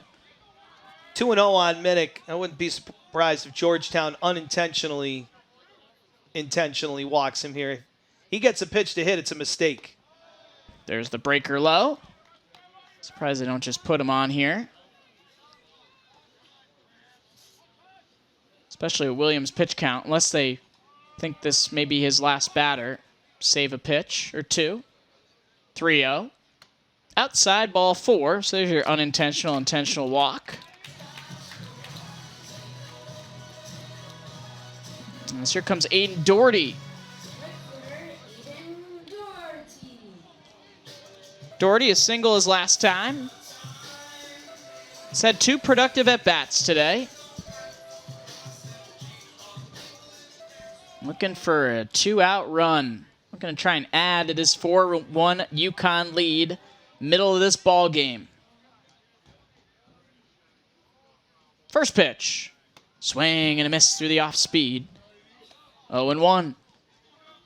I think if you're UConn, you're looking for somebody to grab that 5 spot in the lineup. You know Daniels and Minnick are going to be your 3-4 hitters. Who's going to be that guy in the 5 spot? Today it's Doherty to be someone you could look for to come out with 2-out RBIs like this situation right here. Let's pick off, throw to second. I think if you ideally had Grant MacArthur at his usual start of the season form, that would be your guy. But it's a great question, Randy, of who will take over that spot. Gosh, when Brian Padilla is going well, he's a guy you could slot there.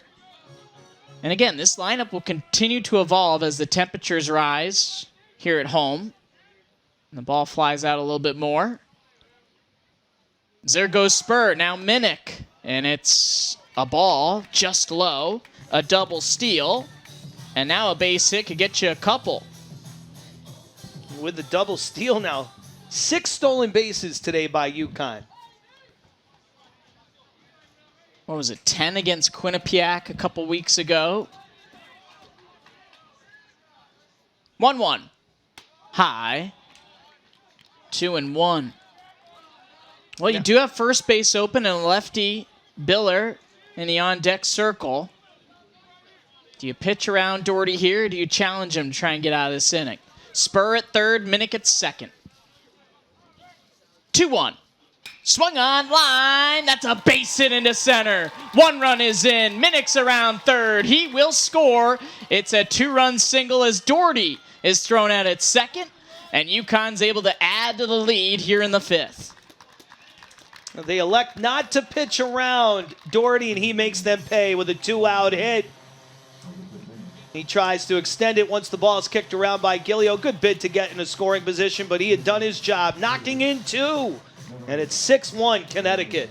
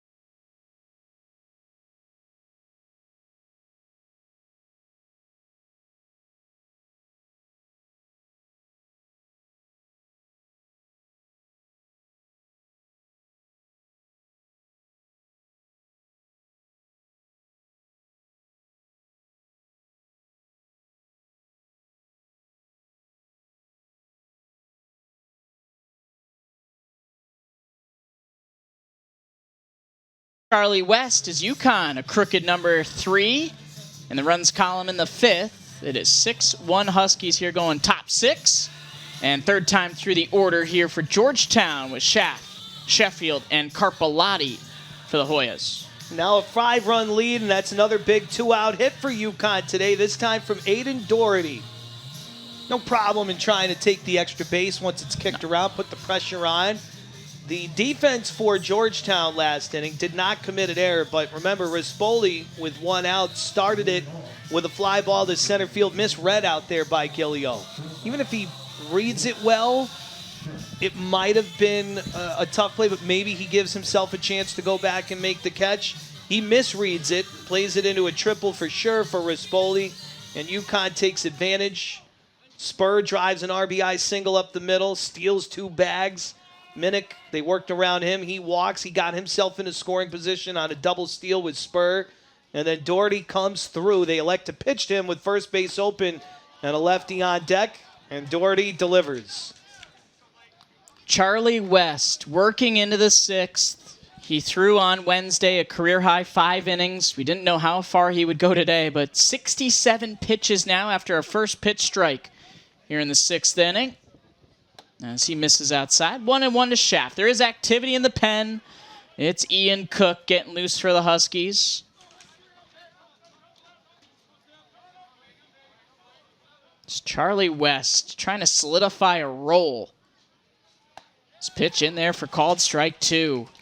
You lose a lefty in Suki to injury, and now maybe you gain a lefty in Charlie West, who's been excellent these last 2 starts. And it really has been precision control. On a 2-1 count there, he stays out of the middle of the plate and hits the corner. Check swing, did he go? He did not. 2-2, and the quality you love for Charlie. Every time this year, he's a guy that's wanted the ball. When his name has been called out of the bullpen, he has been in attack mode. He hasn't been scared out on the hill. He's obviously had his struggles at times, but he's been able to put it all together right here. His pitch is swung on and missed, strike 3. Make it a new career high. 5 1/3 and 9 strikeouts, both career highs for the left-hander Charlie West. UConn pitching as a whole racking up the strikeouts this weekend. 7 from Cook out of the bullpen yesterday in Game 2. 7 for the starter Tommy Ellison in Game 2. And up to 9 already for West. First pitch to Sheffield. Low. And he's been able to mix with that 3-pitch mix. That pitch got a lot of the plate, but Schaff coming up empty.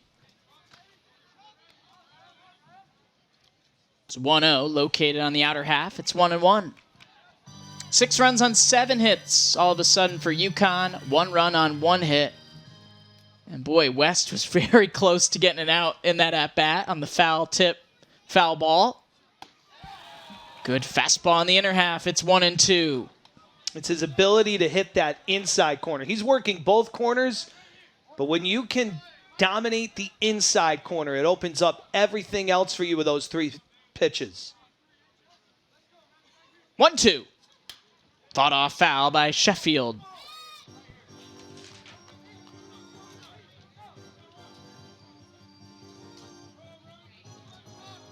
He's only had 75 pitches, but again, pitching on 3 days rest after throwing 88 on Wednesday. Another 1-2.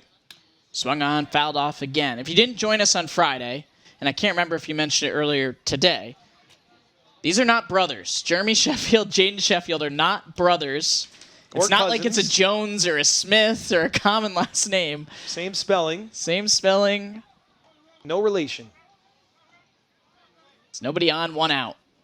Swing and a miss. Double-digit strikeouts for Charlie West.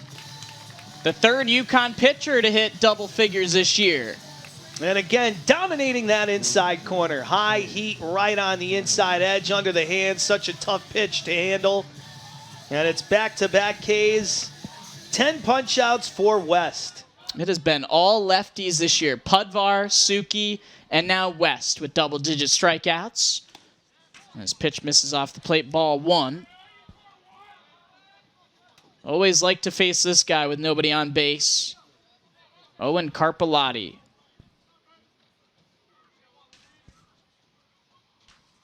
Big swing and a miss. So Carpellotti has flown out to center and walked today.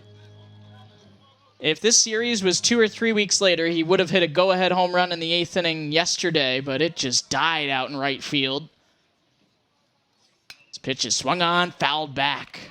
1-2 the count to Carpellotti. Well, this might be it for West. And a chance to strike out the side. If this is his last inning, 1 strike away from doing it in style. 1-2. Inside. Even at deuces. Shift is on. Daniels in shallow right. Rispoli's playing shallow center. Padilla, the lone Husky on the left side. 2-2. Swung on, lift in the air, deep left center field. Spur on his horse, and he's there.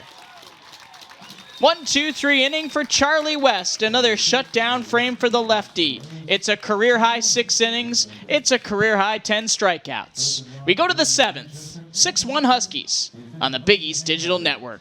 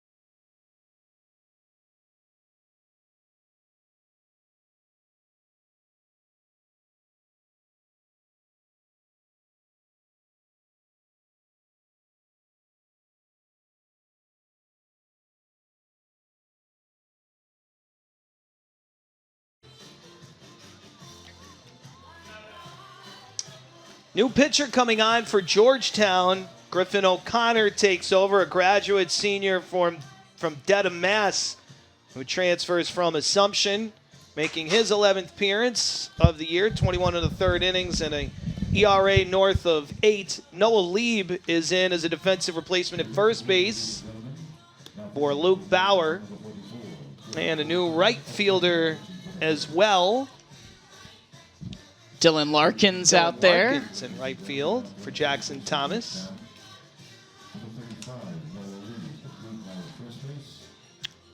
I apologize, Randy. Did you give the numbers for O'Connor yet? I did. I know you were out making sure our fantastic public address announcer, Ed Wyant, had all the defensive changes here coming for Georgetown in the top of the 6th.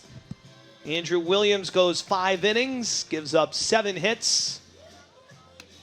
UConn gets to him for a couple of big 2-out hits. Grant MacArthur, a 2-run double in the 2nd. And then most recently a 2-out RBI single, 2-run single for Aiden Doherty in the 5th inning. Brian Padilla, an RBI single in the 4th. So the 2-out hitting was big for UConn against the starter Williams.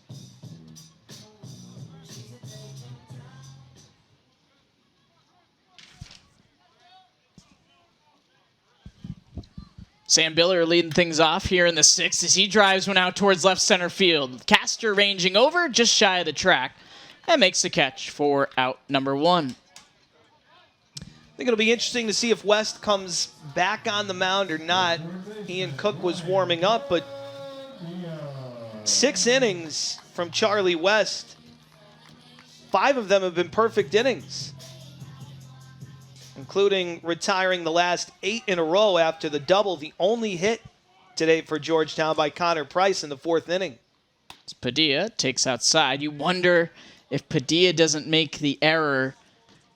Does Charlie have something special going on today? As Padilla takes low. That was he's had those 5 perfect innings. That was a really good inning for Charlie in terms of the mental fortitude to get through it. He's pitching there for strike. You have the error. You give up a run. Your first hit is an RBI double. It's a 1-run ball game. 2nd and 3rd, 1 out. You get a foul out, a pop-up on the infield for out number 2, and then you get a key strikeout to keep the lead, and your offense then backs you up with a run in the 4th and 3 in the 5th. And as Padilla takes a 2-1 strike. It was just masterful today from Charlie West. 10 strikeouts, 1 walk, 1 hit. And yeah, the error by Padilla came in front of Carpellotti, maybe their most dangerous hitter. Worked him carefully and walked him, his only free pass today.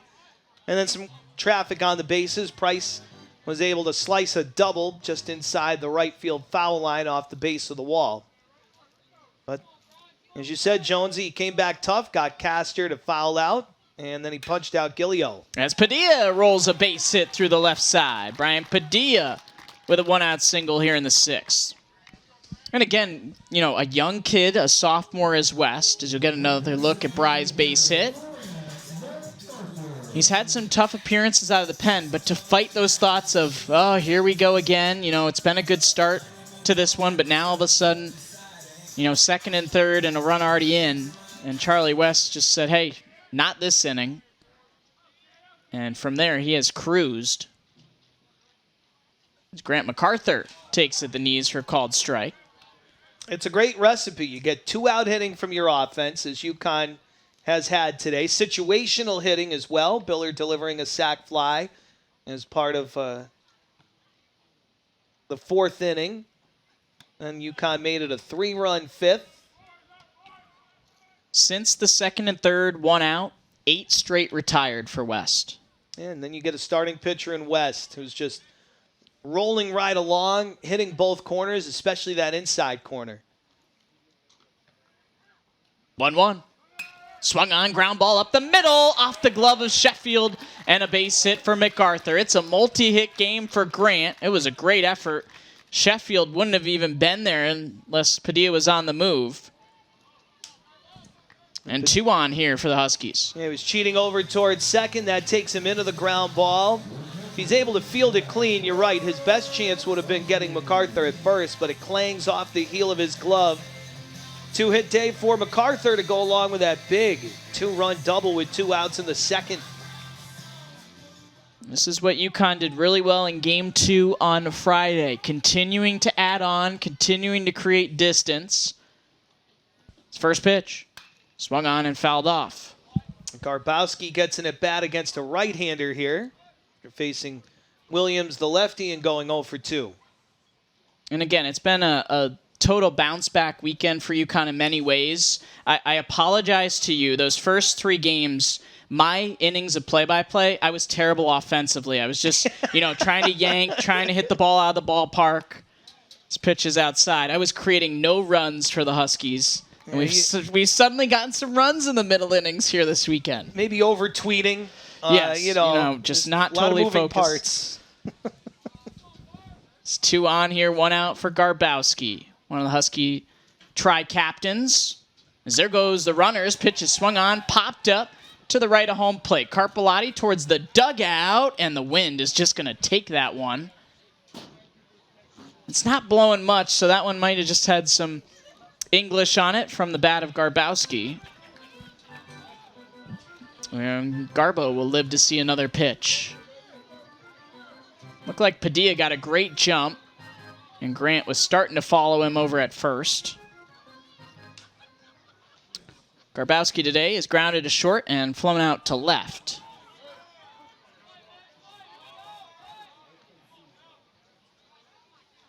Swing and a miss through the 1-2. And O'Connor has his first strikeout.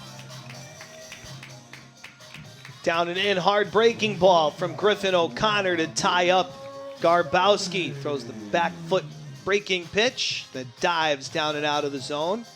Nice pitch there from the righty.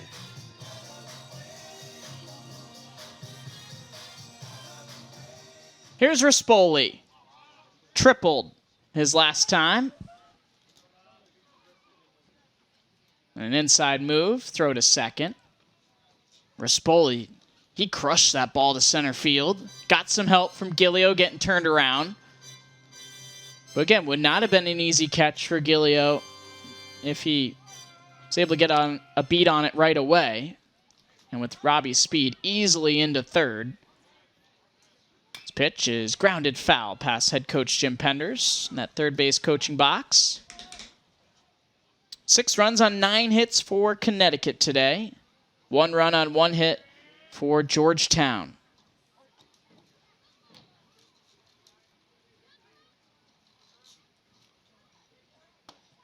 Pitch at the knees, and it's 0-2. Bry at second, Grant at first. UConn looking for some more 2-out runs. 0-2. Low. Rob lays off. 1-2. And again, we've harped on it today, but this is when UConn has done its best work today with 2 strikes.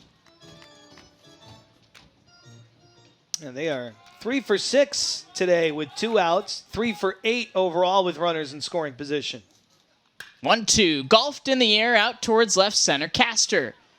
He'll settle underneath and put it away for the final out of the inning.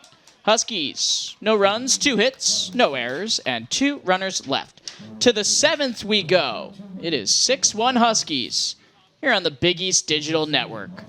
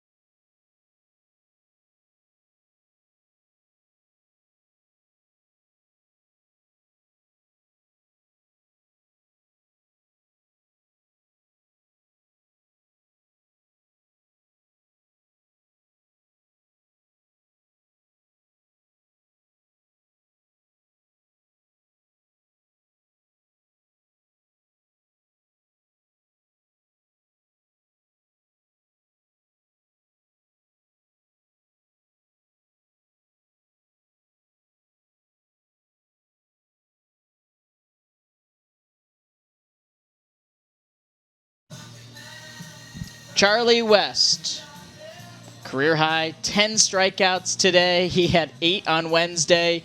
Even I can do the math there. 18 strikeouts this week for West. Maybe he's going to get some Big East Pitcher of the Week nods this week. 82 pitches for West. Career high 6 innings of work. As it will be Price, Castor, Gillio in the Georgetown order. And as we get the 7th inning going, we'll kick it back over to Randy Brochu for the rest of this one. Thank you, Chris Jones. Middle third of the order for Georgetown. Connor Price, Kavi Castor, Austin Gillio, and Price goes after the first one and sends a long drive to center and deep off the bottom of the wall. Played back in by Spur, and it's a ringing double by Connor Price.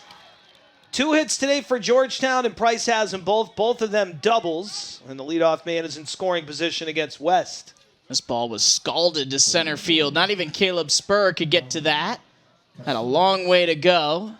Leadoff 2-bagger for Price. That's his 6th double of the year. So now Kavi Castor 0 for 2 with a strikeout and a pop out to third.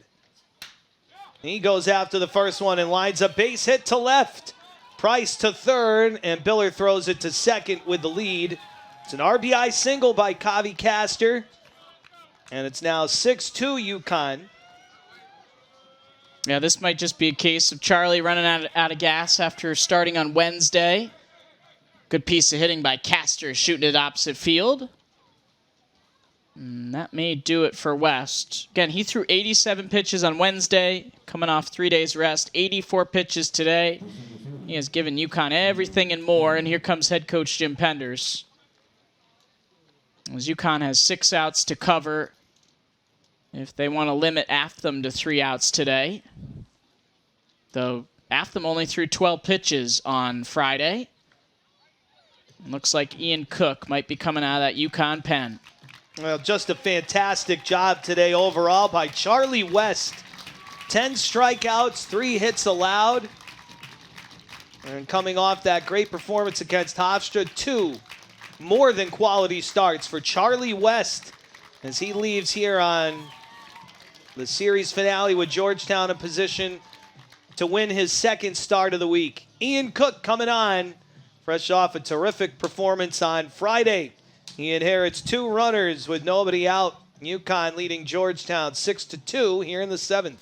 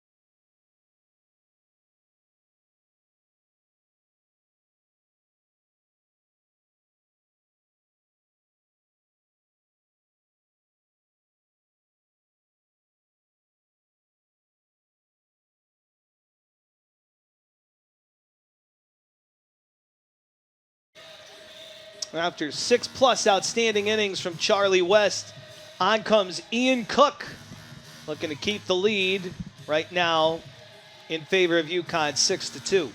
Cook on Friday got the save in game 2. 3 1/3, 1 hit, no runs, 1 walk, 7 strikeouts. 7 of his 10 outs were punch outs as he mixed in a fly out and a ground out.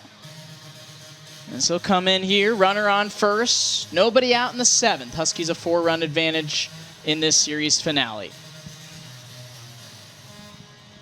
He'll face Ashton Gillio, who's 0 for 2. Well, West leaves the ball game after 6 dominant innings, but he gives up 2 consecutive hits, a double to Price, a single to Castor. That's the first earned run against Charlie West this week. He went 5 against Hofstra, did not allow an earned run in that one, scattering just 2 hits. Today, a total of 3 hits against him, 2 of them here in the 7th. He pitched 5 1-2-3 innings. He turns the ball over to Cook, who misses low to Gillio.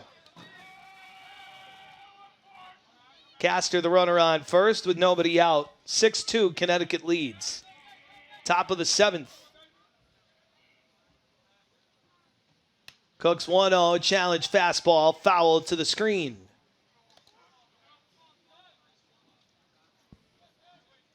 A ball and a strike on Ashton Gillio.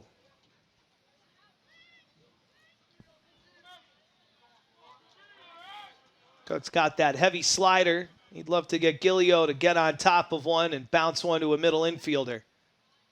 1-1, chop foul up the first base side. Also, that changeup got him some swings and misses on Friday. I vividly remember Javi Castor swinging through one just off the plate to a left-hand batter. 1-2. Cook gets ahead of the first batter he faces. Breaking ball in there for strike 3. That is a gorgeous pitch there. Locks up Gillio, who was looking for something else. You go to the bender. Well located. Good frame there for Garbo. Might have been a bit low, but that's a tough pitch for an umpire to get an eye on if you're able to frame it.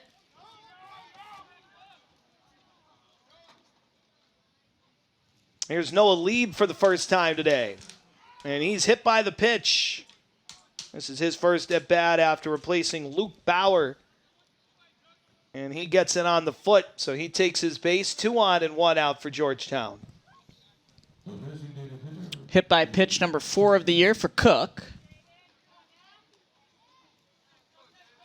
Just got the top of that front cleat.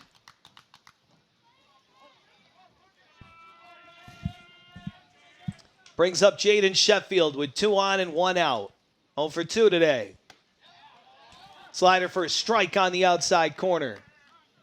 Cook gets ahead.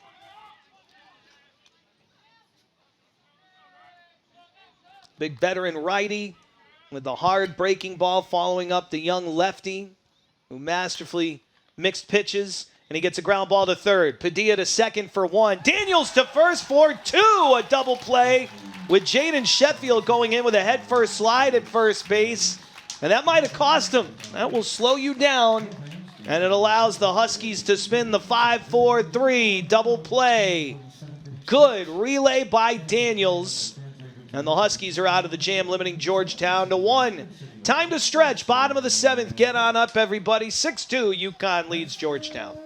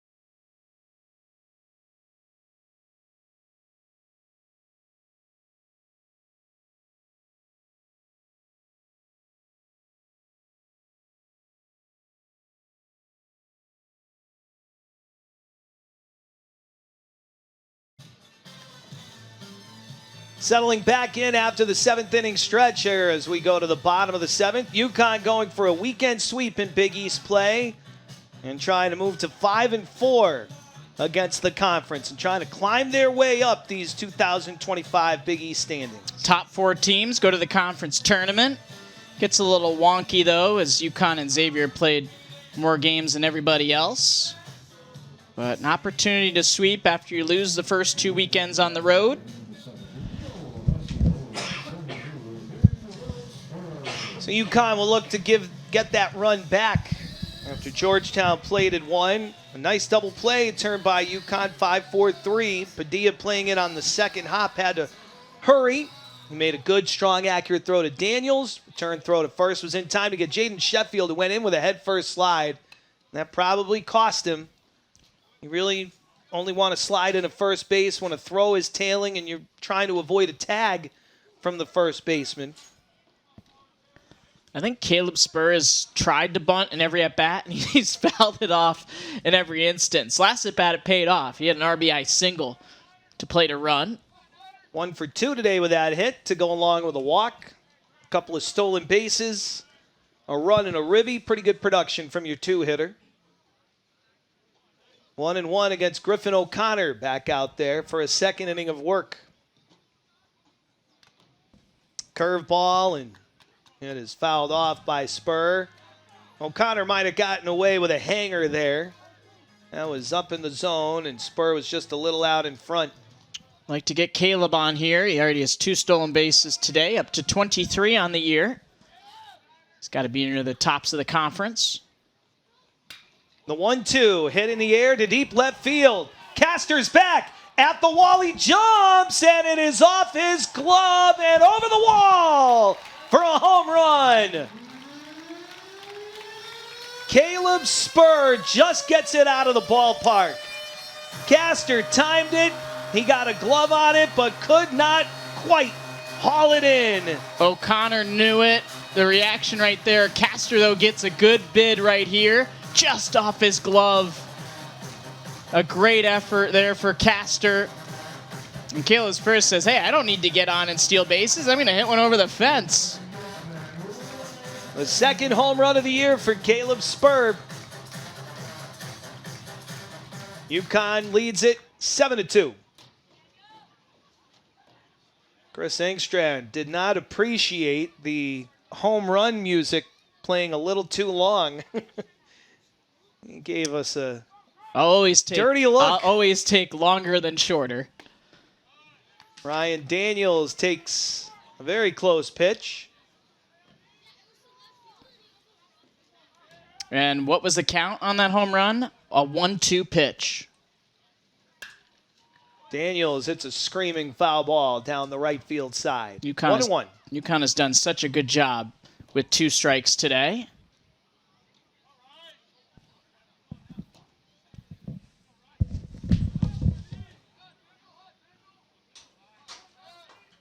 The 1-1 dips low for ball 2.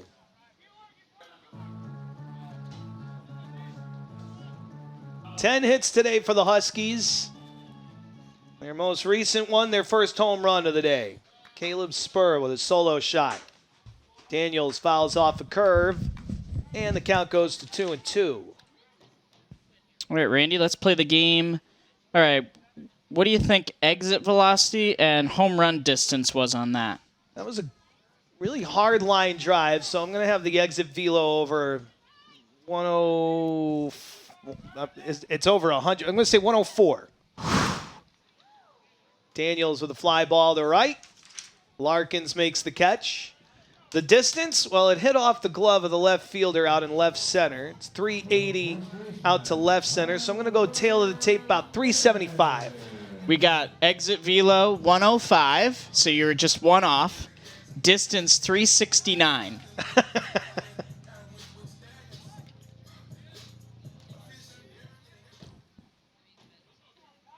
Well, good enough for the second home run of the season for Spur.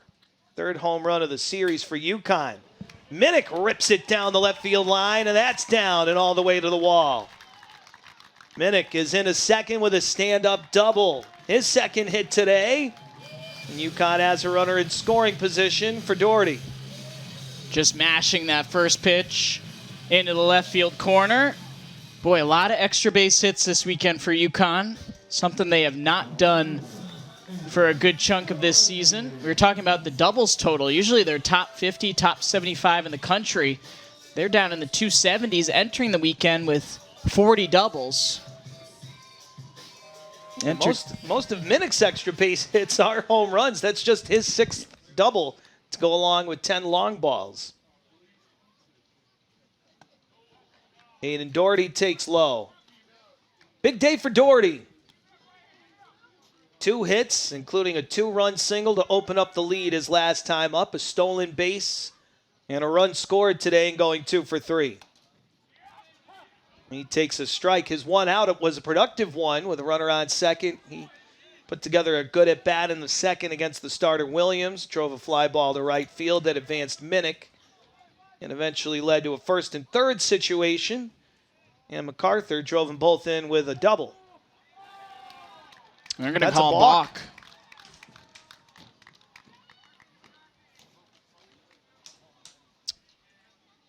So get another look at this. UConn has done such a good job of taking back momentum this series. And as you get another look, just an awkward little hitch. So now Doherty, opportunity here with the infield in. 1-1, paints the outside corner for strike 2. Cook comes in. They already have a run on the board. 2 on, 1 out. You spin the double play, and then you immediately get at least 1 back on the spur homer. Now you're looking for another insurance run with Minnick lurking at third with less than 2. Doherty looks to deliver him, and he will. A fly ball out to left center field. Castor makes the catch as Minnick tags and scores on a sac fly from Doherty. Really good production by Aiden Doherty in that 5 spot. We were talking about it his last at bat. You know, who's going to be that protection for Tyler Minnick? Doherty today with 2 runs batted in, 3 runs batted in, and a run scored. 2 hits, 3 runs batted in, and a stolen base. He's also scored a run, so very productive day for Aiden Doherty as he gets more and more consistent playing time. 8-2 UConn now. Sam Biller goes after the first one and lines it to center. It hangs up for Gilio to come on and make the catch. Another couple of runs in for UConn. Caleb Spur leads it off with a home run. Aiden Doherty delivers Tyler Minnick with a sac fly. Spur just got it out of the yard. And it's all going well today for the Huskies. 2 runs. 2 hits.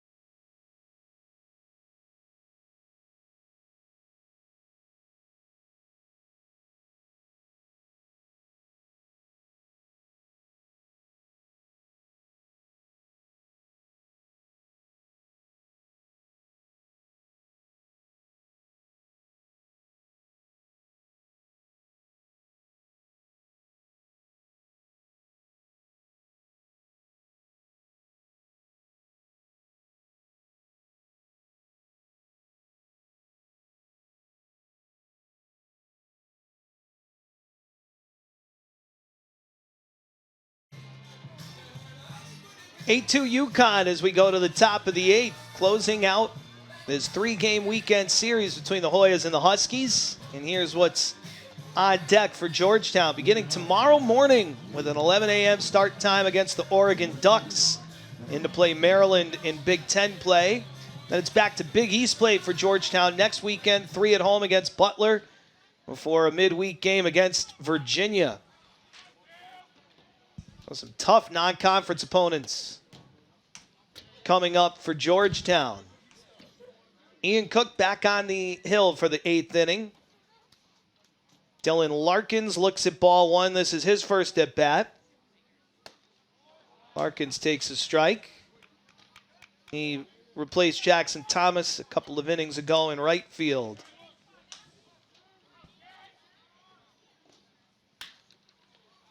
Larkins lifts one to left. Biller back and now in. One down in the 8th.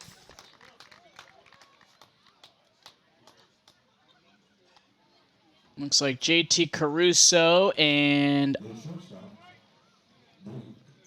Sean Finn are warming in the pen. Boy, if you could find a way to not use Brady Afton today with a good RPI road game on Tuesday against BC, where you could use him for maybe more than 3 outs, that would be a luxury today. Blake Schaff couldn't hold up. It was called a strike anyways, and it's 0-1. And then, of course, it's a little bit different next week with the Easter holiday. Yep. The Seton Hall series begins on Thursday. Thursday, Friday, Saturday next week. I wouldn't be shocked, too, if maybe Pudvar starts game 2 next week. He's been over 100 pitches for 5 straight starts. He's coming off Tommy John. Maybe you move Ellison, who also threw on a Friday, to Thursday, and then Pudvar gets his normal week's rest. 0-2 on Blake Schaff.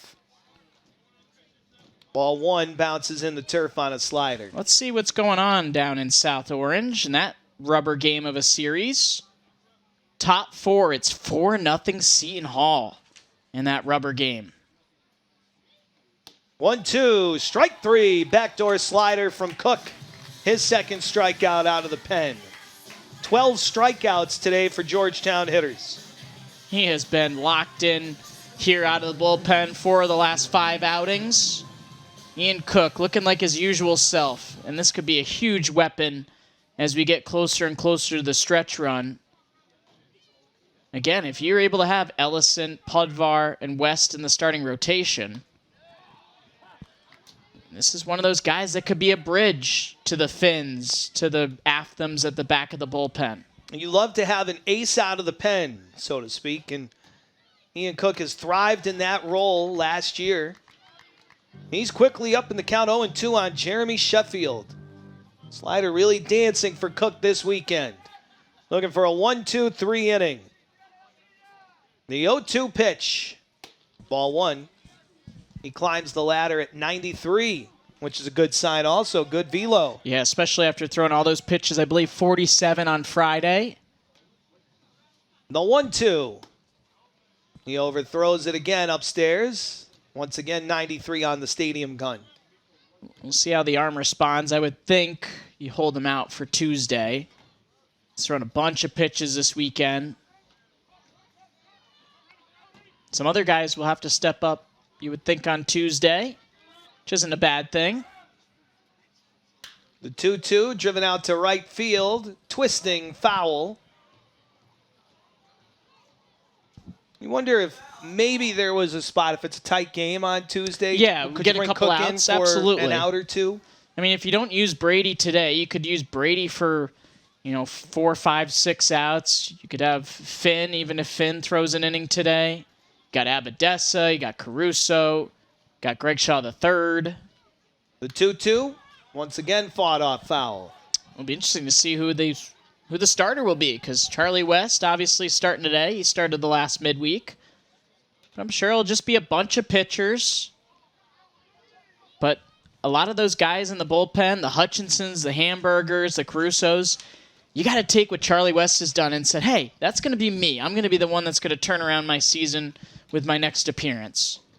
The 2-2 on the corner, strike 3. A 1-2-3 inning for Ian Cook. 2 punch outs in the inning, 3 in the game out of the bullpen for Cook. We go to the bottom of the 8th with UConn leading 8-2.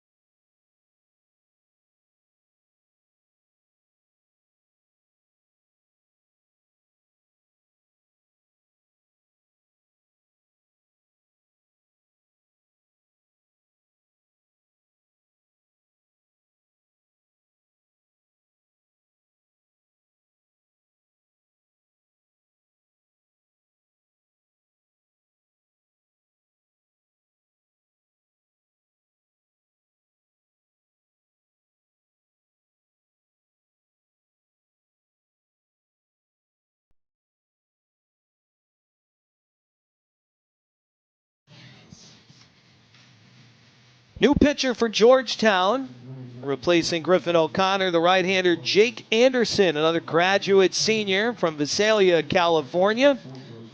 He pitches at the bottom of the 8th against UConn. 12 appearances, 0-3 with a 9 even ERA. 12 innings, 13 hits, 15 runs, with 12 of those earned. He has 19 walks, so more walks than innings pitched. He's struck out 7. Opponents hitting .333 against him. Looks like a couple of defensive changes in the outfield as well for Georgetown. Dylan Larkins shifting over from right field to center field.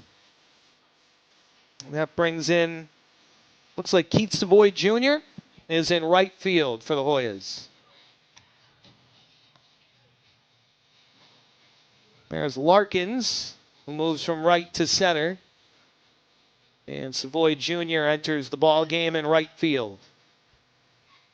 He goes into Gilio's spot in the batting order.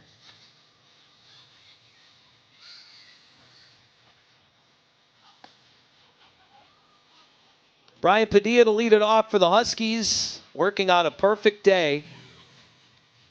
As far as UConn goes, tough to find a blemish. They've got an outstanding starting pitching and relief pitching. Very good situational hitting, including clutch 2-out RBI base hits. And Brian Padilla has been in the middle of a few of those. He walked in the second and came in on MacArthur's 2-out, 2-run double. He then collected a 2-out RBI base hit of his own in the 4th inning, and he singled in the 6th. So on base all 3 plate appearances today. Bottom third of the order against Anderson. Ball 1 to Padilla. Yeah, it's a take care of business kind of weekend thus far for UConn. It hasn't been ideal weather. It's not like it's 60 degrees and sunny out there. It's been cold. Hasn't been fun in terms of temperatures. But UConn has had more energy in their dugout. Been able to stick with it, even when things weren't going well. Their veteran tri-captain also starting to heat up. Average just under 260 now with his 2 for 2 today.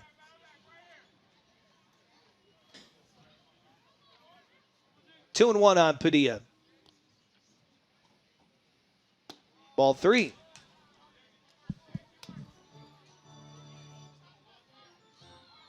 Eight runs, 11 hits, 1 error. That was really the only blemish. An error by Padilla. Back in the 4th inning. He sends a drive out to center field. Larkins lines it up. And there's one down in the Connecticut 8th. That's an out, but that's a good swing from Padilla. Hit it hard. Fortunately, just right at the center fielder, but it's been a good day for Brian Padilla at the dish. It's been a good day for this guy, too. Grant MacArthur coming up, 2 for 3 with a 2-run double in the 2nd inning and a single up the middle his last time up in the 6th.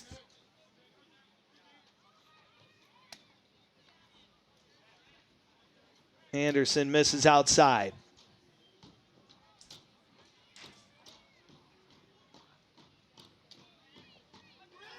8-2 UConn. Perhaps their last ups here in the bottom of the 8th.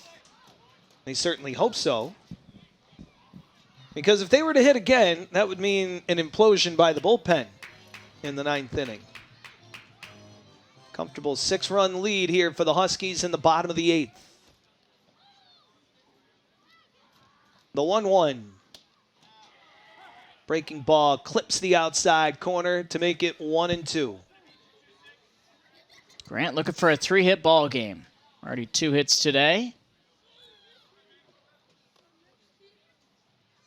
1-2 from Jake Anderson upstairs. He's got 10 multi-hit games on the year. He's tied for 3rd with Brian Padilla.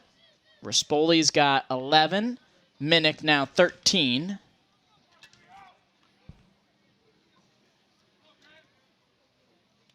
He strikes out swinging. Foul tipped into the mitt.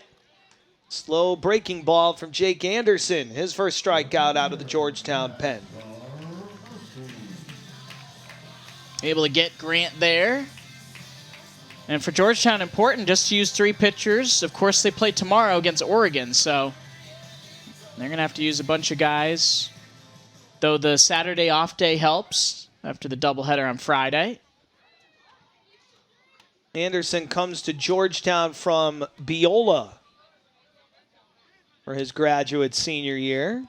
Last year, 16 appearances, and he had 40 strikeouts over 31 2/3 innings. 2-0 now on Garbowski. Georgetown will be on TV, CBS Sports Network, so if you're at work and want to throw a ball game on in the background, 11 a.m. I'll be working from home tomorrow. Maybe I will throw that on for a little morning college baseball. That's one way to beat the Mondays. The Ducks and the Hoyas. Yes. Best dressed student athletes in all of college baseball, the Oregon Ducks. 3-1. Great color scheme. The uniforms that they dish out for their teams. Eugene was on the circuit in the Northwest League. I always enjoyed doing games in the minor leagues out there. Fouled off. We were there in 2012, one of the first years of PK Park. Huskies beat a ranked Oklahoma team. They also played in Corvallis that weekend. Beat Oklahoma, lost to Illinois, beat a ranked Oregon State team, and then lost to a ranked Oregon team that weekend in the Nike Showcase. Look out, foul ball. Fought off by Garbowski over by his own dugout. Yeah, what are the Emeralds now? Are they single A still, or I know that league is obviously dissolved, but they remain around in the minor league ranks. The 3-2, Garbowski fouls it off.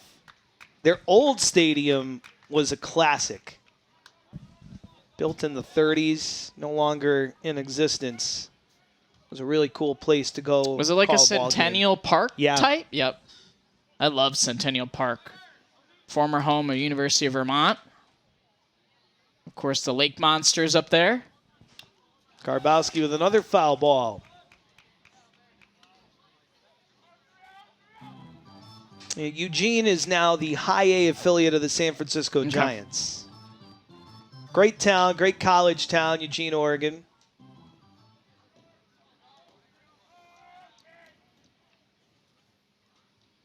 A 3-2, Garbowski chases a breaking ball. Blocked by the catcher Carpellotti, who completes the play. Jake Anderson strikes out 2 batters in his 1 inning of relief. A perfect inning for Anderson. And so we go to the 9th, and UConn looks to wrap up a weekend sweep of the Georgetown Hoyas. 8-2, the Huskies lead it.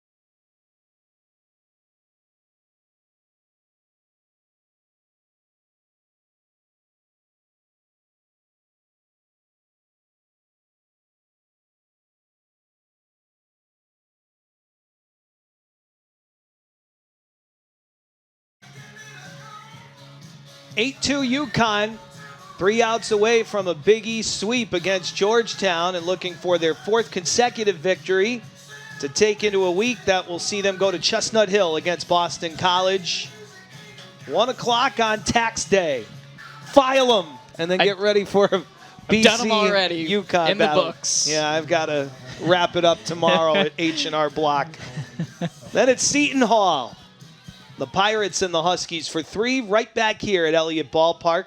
2 night games scheduled. Play under the lights for the first time. Although yesterday the lights came on towards the end of game 2. But a true couple of night games, yeah. Ian Cook back out there. They're going to go and stick with Cook, which makes this a save situation. As he tries to go 3. That ball's hammered by Carpellotti. Deep to right and way back. Way on top of the hill to the second fence out there, almost into the woods. Owen Carpellotti blasts his 8th home run of the year. Not more fitting than that, and probably his last at bat at Elliott Ballpark. He's done that a bunch in his Georgetown career here in Stores. First time he's done it this weekend, a solo shot. 8th home run of the year for Carpellotti. On a weekend that the ball really hasn't carried, he did not need any help with that swing of the bat. Yeah, he went for a hike out in the woods on a Sunday afternoon. That was a tape measure shot. Now Connor Price takes a ball. Price 2 for 3 today with 2 doubles. Bounced foul outside of third. That's one of those moments for Cook where it's just a so what? It's a solo shot, still have a 5-run lead. Go back to what you were doing prior. Try and get these final 3 outs. It was just a matter of time until Carpellotti launched one. Well, that's when you want him to launch if he's going to. Leading off an inning with a big lead late in the game. Connor Price takes strike 2, and it's 1-2. We haven't mentioned it much this weekend, but Carpellotti's played with an Achilles injury at times this year. Cost him some time. He's one of the best long ball hitters in the league.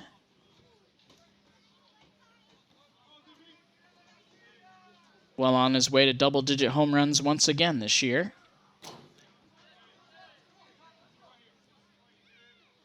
Cook with a 1-2 again to Price, and he strikes him out. High heat at 92. 4 strikeouts for Cook, and there's 1 down in the 9th. 4th strikeout of the outing for Cook.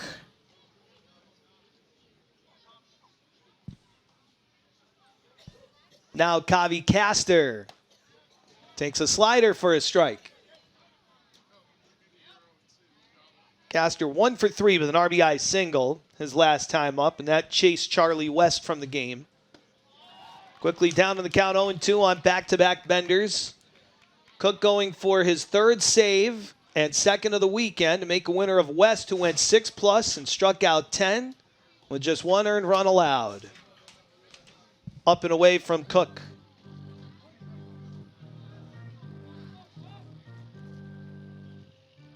One and 2 on Castor with Keith Savoy Jr. on deck. He bounces it foul off himself. That does not feel good on a day like today. Never feels good, but especially with the cold temperatures. Ian Cook is now up to 242 career strikeouts. He's still 6th all time. If he's able to get 1 more, he would tie Ed Baird for 5th. The 1-2. Spoiled foul. If he goes bonkers out of the pen with his strikeouts, he still has a shot to catch the all-time leader, Mason Fioli, at 278. It's Fioli at 278, Tim Cate at 270, Anthony Kay at 263, then Matt Barnes at 247, and Ed Baird at 243. Pretty good company with a few big leaguers in there. And there's a strikeout on a 1-2 pitch. Back-to-back punch-outs for Cook, who moves up the ladder on the all-time strikeout list at UConn. Ed Baird, one of the greats, 1966 to 1968. He ties right here with a bender. Next on the list, Matt Barnes, 247. He's got a bullpen somewhere named after him. Caleb Spur sent one into it earlier today. Swing and a miss by Keith Savoy Jr., his first at bat after coming on as a defensive replacement last inning. From Upper Marlboro, Maryland, Savoy Jr., a senior, and he puts it in play on 1 hop to first. Minnick takes it to the base himself, and it's a sweep for the UConn Huskies. They win all three against the Georgetown Hoyas today with an 8-3 victory over Georgetown. The winning pitcher, Charlie West, 6+ innings, 3 hits, 2 runs, 1 earned, 1 walk, and 10 strikeouts. He improves to 2-0, both wins coming this week. Ian Cook goes 3 innings for his 3rd save of the year. The loss to the starter, Andrew Williams, who drops to 2-3. UConn wins on 8 runs, 11 hits, 1 error, and they left 4 runners. Georgetown, they lose on 3 runs, and they drop to 12-23 on the year, now 1-5 in Big East play. With the win, UConn improves to 500 on the season, 17-17. And more importantly, they're a game over 500 in the Big East, now 5-4 against the conference. The 2-out hitting on display for the Huskies, who play 8 today and give plenty of offense for what West and Cook gave them on the mound. UConn wins, and it is on to Boston College for a non-conference game Tuesday. We'll be right back here Thursday night to begin a 3-game series in Big East play against Seton Hall. Again, the final score today, UConn 8, Georgetown 3. For Chris Jones and Lindsay Lemoyne, our producer, Randy Brochu, thanking you for joining us and saying so long from Stores, where UConn completes the sweep of Georgetown.